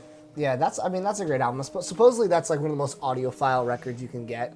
I have 2 pressings of it. That and there's a Dire Straits record that's supposed to be like mastered so well that it's like one you show off your system to. Oh, nice. It's the one's like blue with like the giant guitar on the cover. Oh, yeah, I know which one you're talking about. Yeah. Apparently yeah. it's like, especially like the Japanese Yeah, pressing is like yeah, so yeah. audiophile Yeah, that like yeah. even if you don't like the music, if you want to prove like I have the most badass Yeah. bitchin' setup, like that's what you put on. Which is interesting to think like how is that mastered so much better and sounds so much better sonically than like a Beatles album, you know? Well, they definitely had better mixers than when the Beatles were recording. It's true. Better, well, I don't know about better speakers, but separation and, you know. Favorite Gorillaz? Demon Days. Demon Days? Okay. I don't know.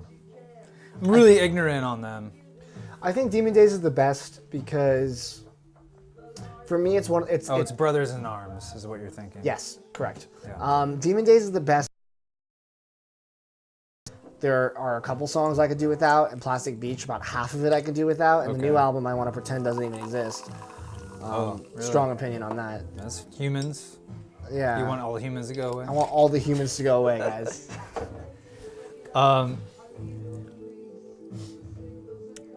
Most overrated album ever. It's got to be Mumford & Sons' first album.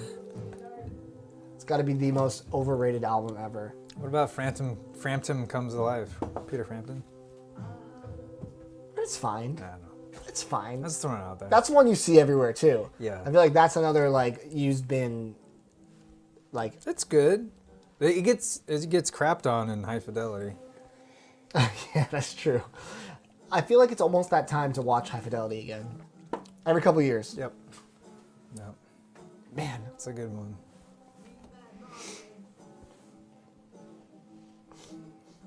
Mort Garrison's album Planetasia, an album made for planets. I haven't heard of that. Have you? No. favorite Jean-Michel Jarre album. It's funny. I was just talking to someone about this. I love obviously his Oxygen albums, but he has an album called Zoo something. I forget what it's called. Someone's probably gonna fill it in right there. Zoo something. It came out in the 80s, and it's like it almost sounds like vaporwave. Oh. It's like very new wave and kind of synthy, but really experimental, and it's so good. And it sounds nothing like Jean-Michel Jarre's earlier ambient output. I hopefully someone can be like, oh, it's this, but it's Zoo something, not Zootopia. That's the film. Oh yeah, the Mount Erie. Did you hear that? Did you listen to that one? That one's really good. A crow looked at me. That was heartbreaking. The first track is like it's too heavy to listen to. It's too real. It's too visceral. Like I feel like I am him, and it makes me feel feelings I'm not happy with. But I'm excited to hear his new album because I feel like some time has passed, so it might be a little more, a little less intense, but still having those kind of emotions. Zoo look. Yeah, I think that's it. Yeah. Yeah, Frampton Comes Alive was a great party album in the 70s. Yeah, we were too young to know. No, I love it. It's one of I really like that album. I think Isn't there a version on blue vinyl? Probably, but like I really don't like live albums, and that's one I take exception to. Okay. So yeah, I mean I just think they made a lot of them. I don't love live albums too, except for Pearl Jam, because their live albums sound just as good as their stereo. Oh, okay. Their studio recorded stuff. albums. Yeah. Zoolook, yeah, everyone's now calling me on it. Thank you. Yeah, Zoolook's a really crazy album for sure. Be Kind. Did you listen to that by Swans? I've never been able to get into Swans. I tried it. It was, I don't know. I mean, Jira's talented, but I don't think it's my kind of music. I don't think it's like what I look for in music. Right. And I know that everyone loves them. I know Swans is like one of those bands that like you're dumb if you don't appreciate it. And I'm like, I guess I'm dumb because I can't get into it. Yeah. Have you listened to Smile Sessions? Yeah. What do you think? Yeah, it's good. I mean, Beach Boys are like, how do you deny that the Beach Boys are talented? Well, Brian Wilson. I mean, Brian Wilson and his brothers. Yeah. Have you heard of the Sunrays? No. Sunrays were, so their dad, they fired their dad. He was their manager. Oh, wow. And so he was like, well, F you guys, I'm going to make a band just like you called the Sunrays. And you look at their picture on the back, and it's like the same like striped shirts with white pants. And they're totally doing the whole Jan and Dean thing. They made like one or two albums. Are they good? No, I mean they're not. But he tried. He thought he was the magic of the band. I was at the George Harrison tribute concert at the Fonda a couple of years ago. Yeah. And at the end of it, Brian Wilson came out and sung "My Sweet Lord." Oh wow. That must have been great. That was one of the best concert memories. Yeah. Weird Al was there. Really? He came out and did Wow. He did something strange. Was it Wawa? No, he did something weird from. Of course. But it was great. It was like not like a weird performance. It was Right, like right. it was like Genuine. it was like an obscure George Harrison song that he did with a really genuine like Cool. respect for him. And I was like, this is a side of Weird Al I've never seen. Nice. That was a great show. Britt Daniels from Spoon was there. Brandon Flowers, Nora Jones. It was like a really solid tribute show.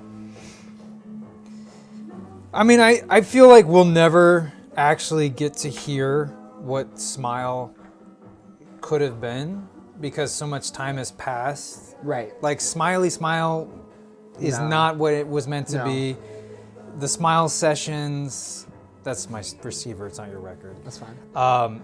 The Smile Sessions just, it's like going back, and it's like George Lucas doing the special editions. It's not going to be the same thing. Good comparison. And not that it's bad, it's just, it's never going to be what it could have been. I don't know. Yeah, I think it's one of those lost things where it's just kind of lost into the ether of music history. You just kind of accept. Yeah. It's nice that it's finished, but yeah. Wrong time. Yeah. I mean, have you heard they keep releasing more outtakes? 1967, like Capitol, like last year they released it. They keep releasing like outtakes and B-sides from Pet Sounds and Smile. Oh, I didn't know that. Yeah, it's hard to listen to, in my opinion. But I'm not big on hearing outtakes. Mm-hmm. If they had visual, maybe, but outtakes are very rarely. They're outtakes for a reason. Yep. Sometimes. You like Muse? I like Absolution a lot. I found a UK pressing of that Wow. at the Pasadena swap, the record swap. I think I went there once. It's in the parking garage. Yeah, that's weird. It's a little weird, but Messes I found a with UK my pressing eyes. for $25, and that's the only analog pressing of it. Wow. So yeah, super stoked on that. I love that album. I like Muse. I just think that their past 2 or 3 albums have been just too poppy for me. The singer tends to, Yeah. like, he breathes in a lot audibly, and it gets kind of like, once you kind of hear that, it's hard to not hear it. Yeah. Because he just does it a lot. I can hear that. It's like Metallica and like, yeah! Like James Hetfield always goes, yeah! yeah. And Kanye goes, huh? Yeah. I mean, you either love it or you don't. I mean, it's... And Drake goes, yeah. Yeah. Yeah. Oh, Drake. I might have to take off just so I can get back and take a lift over. It's funny, You're really close to downtown. yeah, I just thought about that. You could lift from here, because there's not going to be street cleaning or anything. Yeah, my ticket's on my phone. I might It's do up to that. you. I mean, you're welcome to freshen up, whatever you got to do. Yeah, I might do that then. Okay. I just realized I'm so close. Lifting from here would be much cheaper. Yeah. Okay, cool. All right, never mind. I'm staying. Joke's on you. You're stuck with me for a little longer. I got to finish the Spoon album out, which is nice. Is there any albums you dislike but everyone else likes? This is from The Critic. Username The Critic.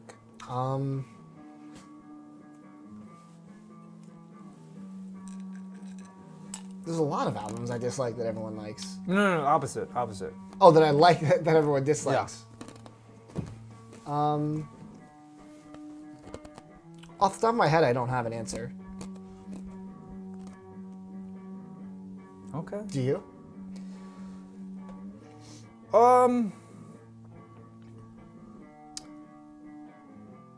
I mean, I don't know. I guess yeah,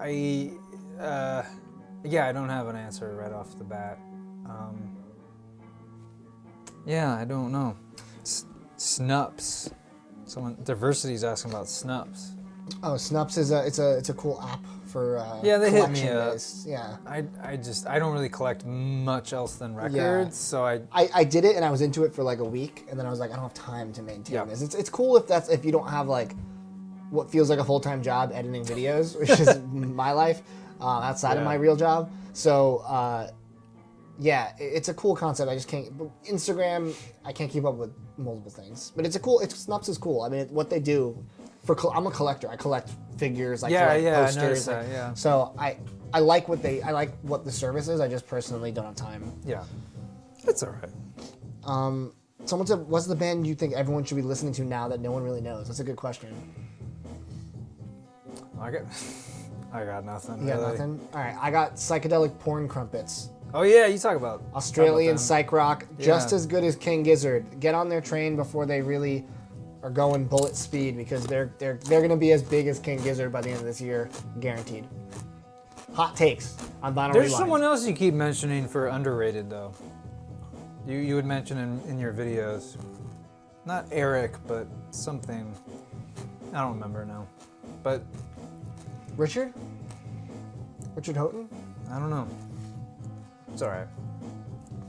I don't know. Must be too underrated. Prince's best album. We were talking about that at the beginning of the stream. Yeah. I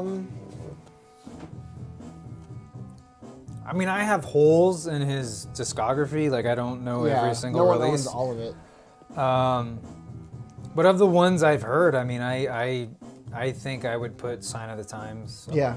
Have you seen the live concert? Like the video? I want to. It's so good. Yeah. It's I've like heard- the I've most heard great bizarre. things. It's like a musical. There's like a storyline to it, and the dancing is crazy. It's not. It's There's nothing like it. It's never been released beyond VHS in the United States officially. Yeah. Which is frustrating. Yeah, I think I saw a VHS rip of it. Yeah. There's Blu-ray of it. You can get a Blu-ray. Oh, really? But it's an import. And Maybe that's what I and saw. it's like then. $40. No, it was kind of low quality. It must have been a VHS Yeah. rip. Worst Pearl Jam album? None. Next question. Earhead. I like this question. Where are you guys on Forever Changes compared to Da Capo? You know what he's talking about? I don't. Oh, you know Love. You know the band Love? Love is one of those bands where everything I've heard I loved, but I don't own any of their records because every time I see one in a bin, it's always overpriced. I have some spare copies, I think. Really? Yeah. That might be a trade moment. Yeah, I definitely have a copy of Da Capo I could trade. What's the one? That's their second one. What's the one's like blue cover?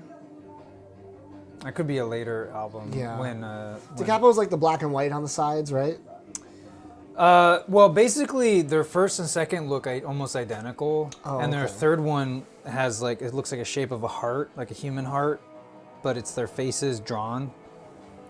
Yeah. It's one of those. That bands one's Forever Changes. Yes, Forever Changes is the one that I almost found. I was at Mount Analog in their dollar bin. I found it. It was so scratched up, I couldn't justify buying it. That's my original pressings like that too. Yeah, and I was like, oh, I should own this, but I don't know. I mean, I don't know.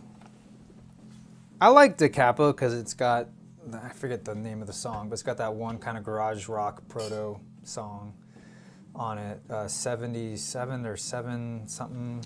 But I mean, Forever Changes it's a masterpiece, really. Yeah. It's hard to really, they're kind of very different. What's crazy is that their turf was like right in the alleys of Amoeba. Cosmo's Alley is right like above, like north of Sunset, where where Trejo's Tacos is now. There's like a little alleyway that's got like popcorn lights. Yeah. Mm-hmm. There used to be a club right there. It's right by. A couple clubs right there. A jazz club where Miles Davis used to play, and then Love had a residency at this one club right there. It's right up the street. What's it called? It starts with a Y. Right next to Vine. It's Vine, and then something starts with a Y. Right. Yeah, and it's that street. Mm-hmm. I know what you're talking about, because I always look for parking up there, and I'm like, there's no parking on the street, and I get mad at myself. Yeah. Parking in Hollywood is not my favorite thing. No. It's kind of why I don't go to Amoeba too much, but they do have a parking lot. That's actually the best part of Amoeba, is that I Yeah. never have to worry about parking, because I'm always in there. But it does fill up. It does fill up. It does, on weekends. Yeah. We never go on weekends. That's like an emergency situation for me.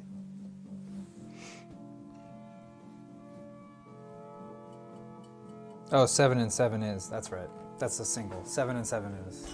It's a really good garage rock song. Why do I feel like I've heard it? I'm sure you have. Like it was. I think it might even be in High Fidelity. I think. Okay, it actually, maybe that's where yeah. I heard it. Commons B. It's a great hip hop album. I don't know it. It's really solid. You can find it cheap too. Really? Yeah. What about Frank Zappa? What do you think about him? Oh man, There's so many records. I can't do it. Where do you start? I can't do it. I don't like his voice. Well, he actually had an onstage accident that changed his voice. Really? Yeah. Like, I think he fell off the stage or something happened where it messed with his nose. Imagine being a musician and having an accident on stage change your voice. That's gotta be the worst possible. I mean, I might be misconstruing facts and getting wires crossed, but Yeah. I believe that's there's a definite change in like how he would hear music and stuff. I was kind of surprised how sort of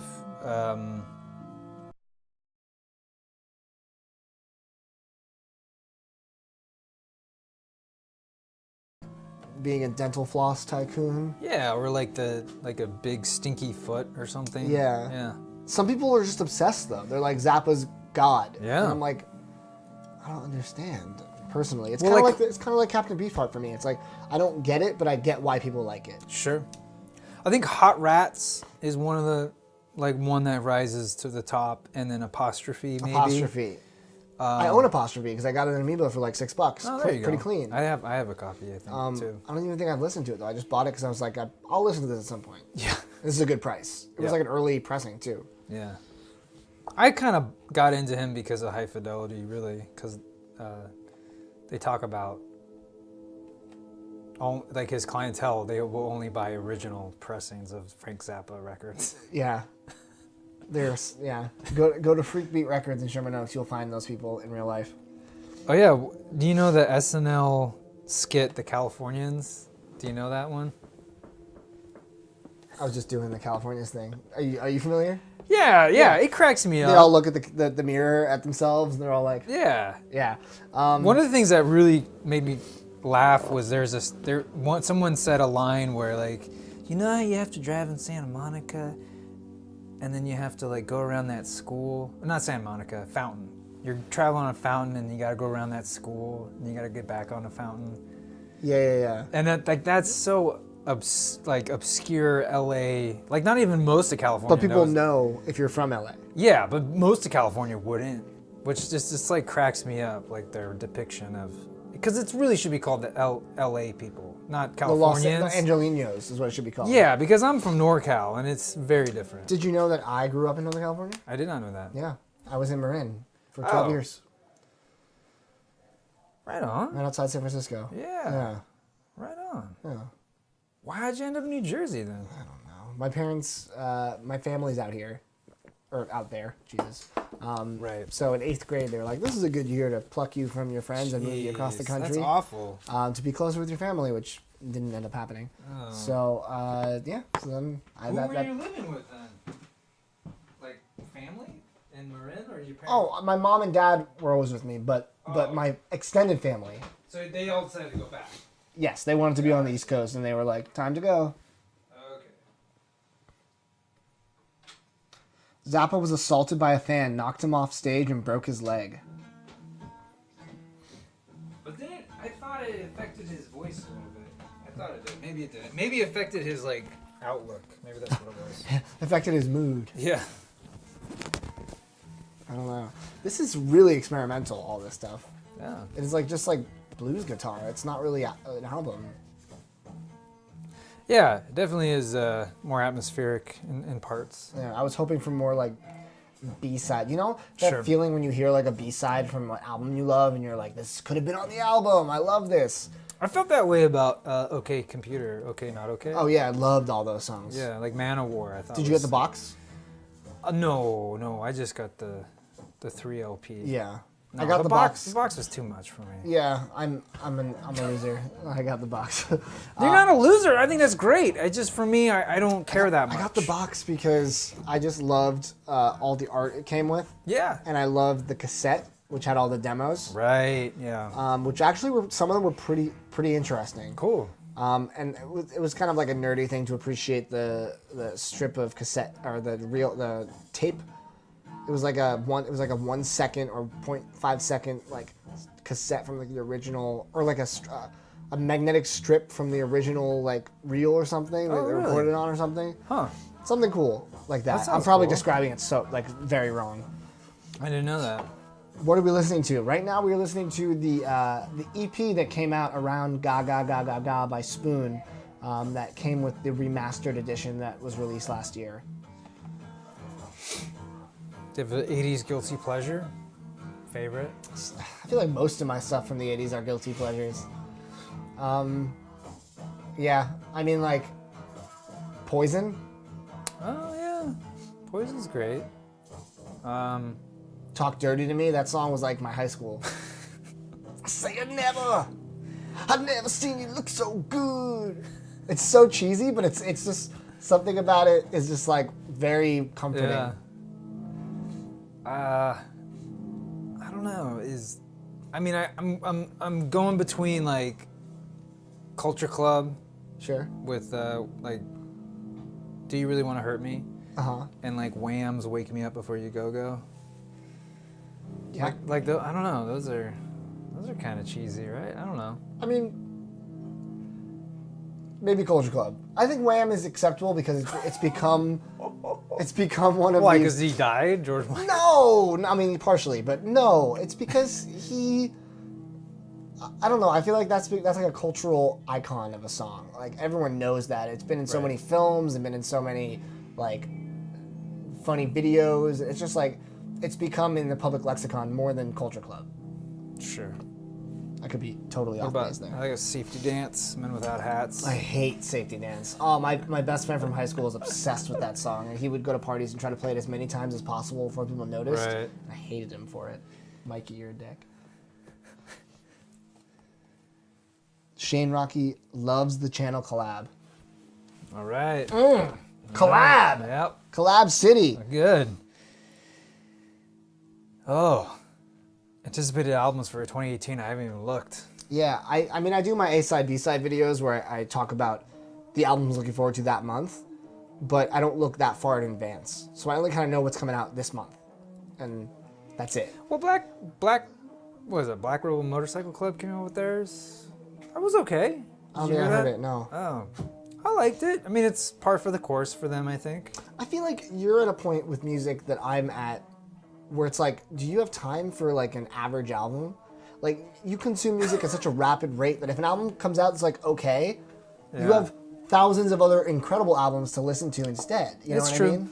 You and I we listen to music in a more aggressive manner in general, which is interesting to think about because that album might be someone's favorite album, but for us, because we have such a frame of reference, it's hard to. I mean, I put it on in passing because on Amazon Music, I just see what's new releases, and I was like, oh, that could be interesting. I've always tried to like them, but I've never really liked them. Yeah, I've never been like that's never been one of my bands. But the frontman's dad, who died, he used to be their live sound guy, and he was in a band in the '80s called The Call.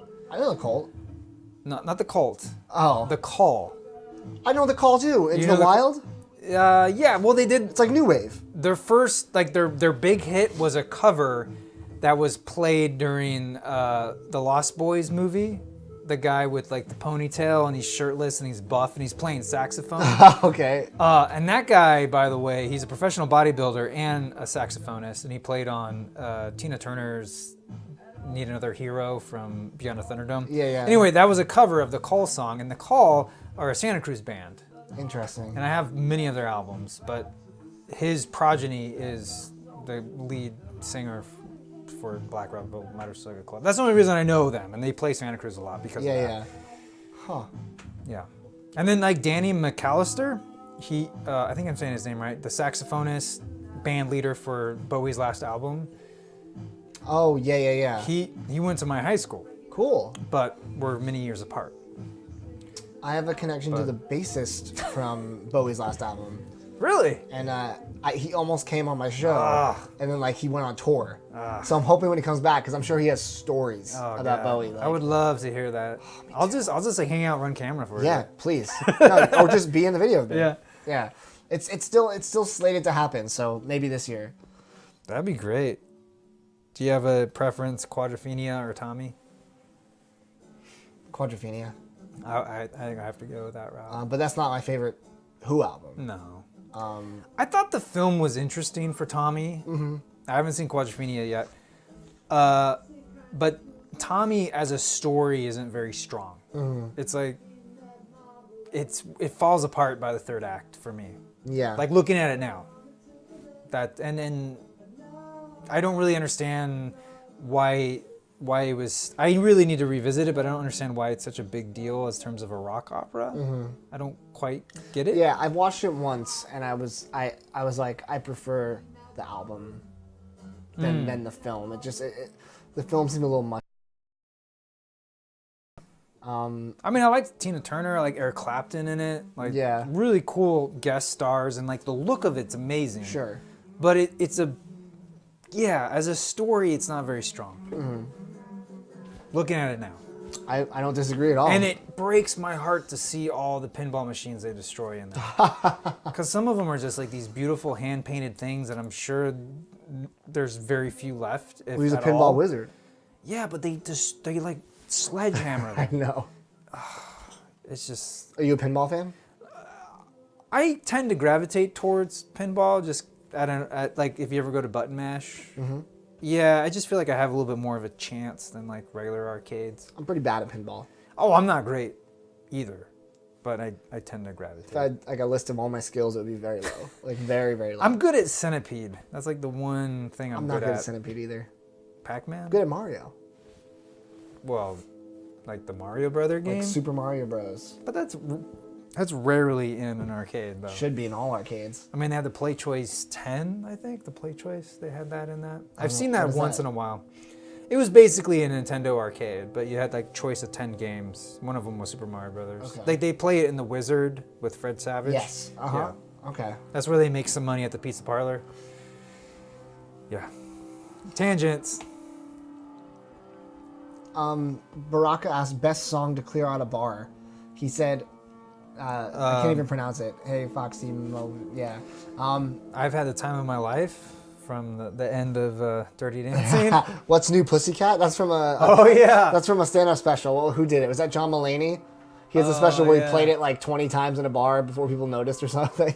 That was Tom Jones, right? Yeah. What's New Pussycat?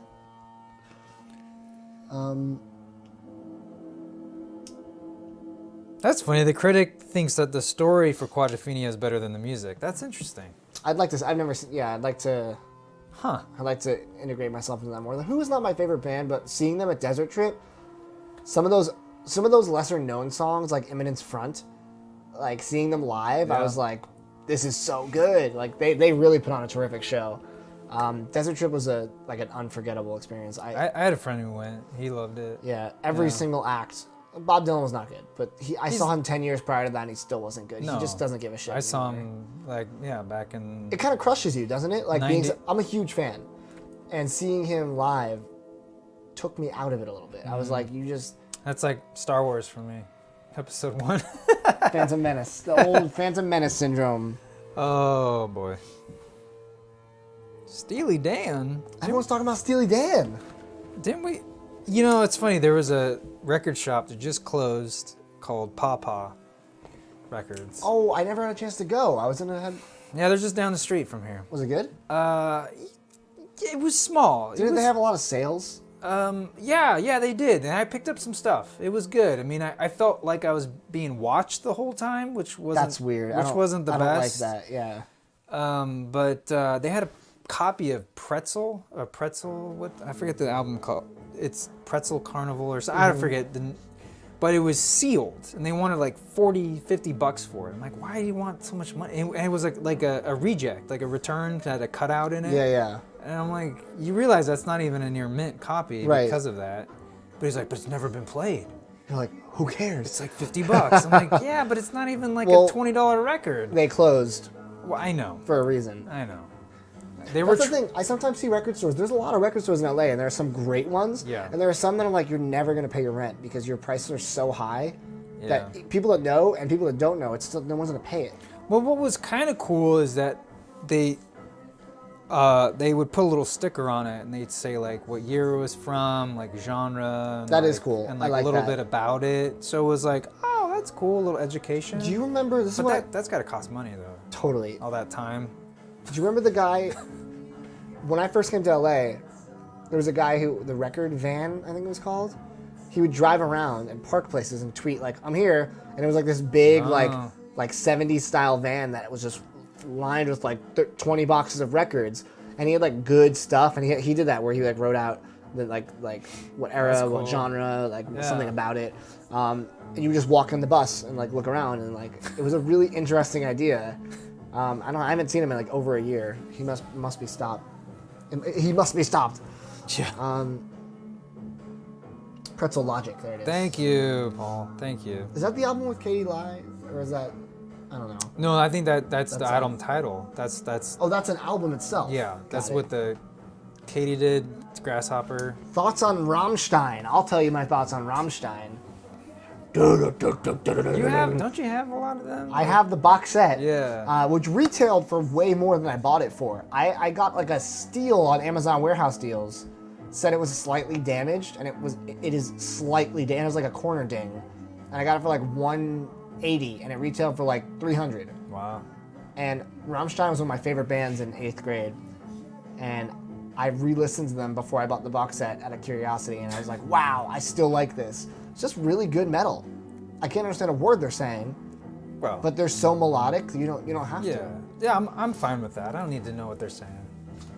So, Baraka hung out with Rammstein in 2001. That's awesome. How was that? That sounds really cool. Oh yeah, you've been to Chris is talking about going to Long Beach. Yeah. I've been to all the stores down there, but I did a video twice at Fingerprints. It's a great store. I rarely leave 4th and Cherry, so I don't really know beyond that. That's fair. Like there's that one vintage shop that has records in the back that I've been to, but the prices are so high. Yeah, Fingerprints, and he said Third Eye or something. That was a good record store, but yeah, you got to make a trip down there. It's got to be a day. Oh, he was in Russia. That's crazy. That's awesome. Yeah. Yeah. And that makes sense. At an expat bar, of course. that sounds like you should do a video on that. Yeah, where's the story? I want to see that video, Paul. That'd be great. Steven Wilson. Oh, is that Brian Wilson's brother? Or am I getting that mixed up? No, I think it's someone separate, but I'm not sure. Because one of the brothers had a really amazing solo effort, like Pacific Daydream, or no, that's Weezer. Pacific Blue. Oh yeah, that Beach Boy that was in Weezer. Oh, it's coming. Oh, cool. He's gonna make a video on it. Great. Nice. Okay, yeah, Chris, I agree. Yeah, the prices are high on 4th and Cherry. There's a really cool tiki shop there, but nope. You and your tiki, man. I know. You see my big guy? This is so cool. You know, these are cool, but they work for crap. Oh, it's all for aesthetics. I actually tried using it a lot, but they just don't produce enough carbonation. Yeah. Even when you chill the water, and I would use like a couple charges, they're just not that good. The ones that were really good, I have one right here. This one, Ooh, that's pretty. you would take it to a seltzer company, and they would do it, or they'd have it delivered. And this kind is the best. I mean, this is Schweppes. Schweppes, still a household name. Yeah, but they have a machine that would compress the water, and it's no. The last shop in LA closed like 15 years ago that actually would do it this way. I think the last one is in the East Coast somewhere that actually still does seltzer this way. Interesting. Would you think it would come back, like artisanal waters with all the LaCroix and all this other, seltzer is such a huge thing right now. Yeah. I wish it would. I mean, I would open it I up. saw a meme about LaCroix. Yeah. I'm not a big meme guy. Like, I like memes that I see, but I don't seek them out. Yeah. But this one was funny. It was like, LaCroix tastes like water. It tastes like sparkling water that you drink it and someone yells out the name of a fruit from another room. What? I just thought it was so accurate because it's like you drink it, it's just like it barely has whatever flavor. Yeah, you're right. It's like orange. I don't know. So that was funny. Are you a Nick Drake fan? Of course, yeah. Me too. Yeah. I own a Pressing of Pink Moon, not a recent reissue, but I saw that, not an yeah. early one. Yeah. Man, that was a long time ago. You must have. Oh, that was actually in a recent video. I talked about it in a '60s video. I watched a lot of Yeah. them. Appreciate it. Do you I ever- love Pink Moon. How do you even comprehend a rarest King Gizzard pressing?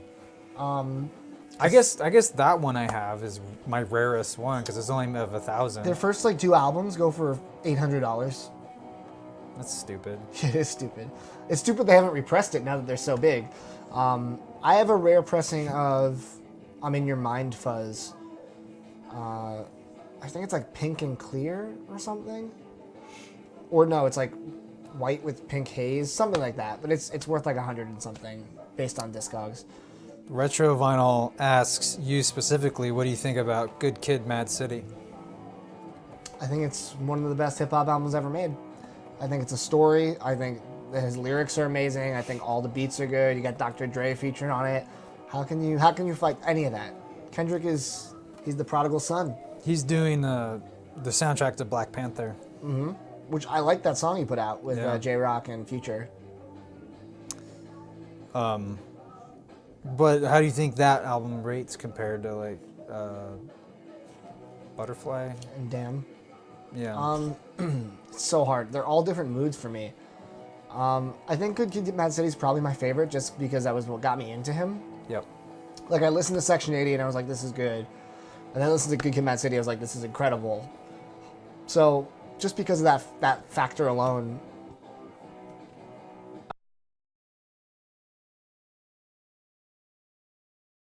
From Butterfly, sometimes I really want to hear Damn. I mean, Damn was my album of the year for last year. I know. Yeah. But do I like Damn more than Good Kid, Mad City? No. But they're both excellent. Yeah.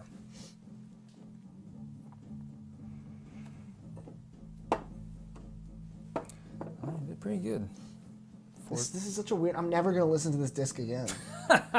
It's so bizarre. Like, I bought this for this disc. Oh, that's too bad. It's just, I don't know. Yeah. It's a little too atmospheric. Yeah, they might have tried to stretch it to fill a whole second LP. Might have been better as well. I would have rathered alt versions of like Sure. songs from the album. That would have been cool. Yeah, like I really liked what Radiohead did with "Okay Not Okay." Like to me, that was like, it was like special edition, director's cut. And what's cool is that a lot of those songs the fans knew for years, but they hadn't had official like issues, which is awesome. Yeah, those first three. Yeah. I mean, do you know the saga of Burn the Witch? Oh, that's the one they put out. Yeah. That one's been around for a long time. They've been teasing it Yeah. since, I believe, Kid A era, where like they would like talk about it at shows. They have a song called Burn the Witch, they wouldn't play it, or like Tom York would start to play some chords and be like, "You're not ready for Burn the Witch," and then move on. And it was like this huge mystery. My buddy who got me into Radiohead like 10 years ago was like, he was like, you got to know all about Burn the Witch. He's like, one day they're going to put it out. And this was like way before Moonshade Pool. Yeah. So when Moonshade Pool came out and they were like the first singles, Burn the Witch, my buddy like lost his mind. He was like, finally. Oh, that's cool. Um, that's how you build suspense. I didn't like it first time I heard it. Burn the Witch, this specifically. I like it in the context of the album. Yeah. Even though it's the first song. I just, as a single, it sounded like Viva La Vida to me. Coldplay. Some people really they relate Coldplay and Radiohead together, which is such a fallacy. I don't understand it. Just because they're both from the same area? It doesn't make any sense. It's a different genres completely. Yeah, and one like predates one by like 10 years. That too. Yeah. You could never call Radiohead pop, but you can call Coldplay pop. Oh yeah, I mean they've. Radiohead has had songs that are in the pop lexicon, but it's not pop music. Coldplay is pop music. Yeah. It's very strange to me. I think you like Nickelback, right? Nickelback is my favorite band. Just because of their lyricism, though. Yeah. Look at this photograph. I think they're overhated. I think they are. I think Creed. Equally hated. I think they're always in the same conversation. Yeah, but I think Creed, it's earned. Yeah. Nickelback, I don't think it. I think Nickelback's just. It's like the Nokia meme, you know, an indestructible phone. I think it's become a meme but I think Creed should be the band to really carry the burden of like the crappiest rock band. I think. Okay. Sure. I think they're both pretty bad. I agree though that Nickelback has more. Ooh, this is a dangerous subject. You're like coaxing me into it's like cheese under a box. This will be unlisted. This will be unlisted. Don't worry. Nickelback. I've caught myself singing some of their songs to myself in the car, knowing the lyrics from just hearing them. And Creed, I would sing it with more disdain. Like I would sing Arms Wide Open and Higher like angrily because I'm like, these are terrible songs. Versus like Nickelback where I'm like, these are terrible songs, but guilty pleasure a little bit. But the Creed singer like went off the deep end. I feel like he just sort of rode this wave like, yeah, we're a Christian band. Oh, no, we're not. Yeah. I feel like Nickelback's just, they own who they are. And they're like to me, I would rather, I don't want to say that, but like Three Doors Down, I don't like. If I go crazy, there will you still call me Superman? I hate that. Yeah, it's not a good song. But that was like that time. I saw that a reissue of that sitting in the bins at Atomic Records the other day. And I was like, why would you guys have this? Because there's some people who really like that. But you know Atomic, right? They specialize in all like old stuff. Yeah, they had a Gene Vincent album I really wanted, but it was like $600. Did you go there fairly frequently? Have you been around there? All right, because they had a weird record on their wall. Oh, I'm sorry. I'm thinking of Freak Beat. Yeah. Or whatever. Atomic's in Burbank. Yeah. Atomic, I almost bought a Big Bopper album from them, but I was like, $30. That's too much for like one record, whatever. Yeah. They had a weird record on their wall that was like some Nazi record. And it was like, there was a swastika on the front, but it was like an LED screen on the record jacket or something. Or it was like some like hologram. I don't know what it was. It was very weird. Very expensive. All right. Well, we're almost done. I don't want to end on that note. I know. Yeah, for original pressing, Gene Vincent, on Capitol. That was Freak Beat, but yeah, they wanted quite a bit for it. I mean, in great condition. I forget what the statistic is, but anything from the 50s, there's like less than 5% are actually exist in near mint condition. Oh wow! Because they were just played so much, like the the 80s, you can find tons of stuff in near mint, but just stuff doesn't survive. But it was a lot of money. I believe it. But should we hit the dusty trails? Yeah. All right, guys. I guess that's it for. Yeah, that is it. This was super fun. Thank you. Yeah, thanks for coming by. I'll talk music whenever. We'll do this more often, I think. Good. I hope so. We live 15, 20 minutes apart, so. The live streams are always, I think, more fun with other people. Sure. I mean, I've done. I mean, you've done it by yourself. Yeah. You get my aggressive opinions. All right, let me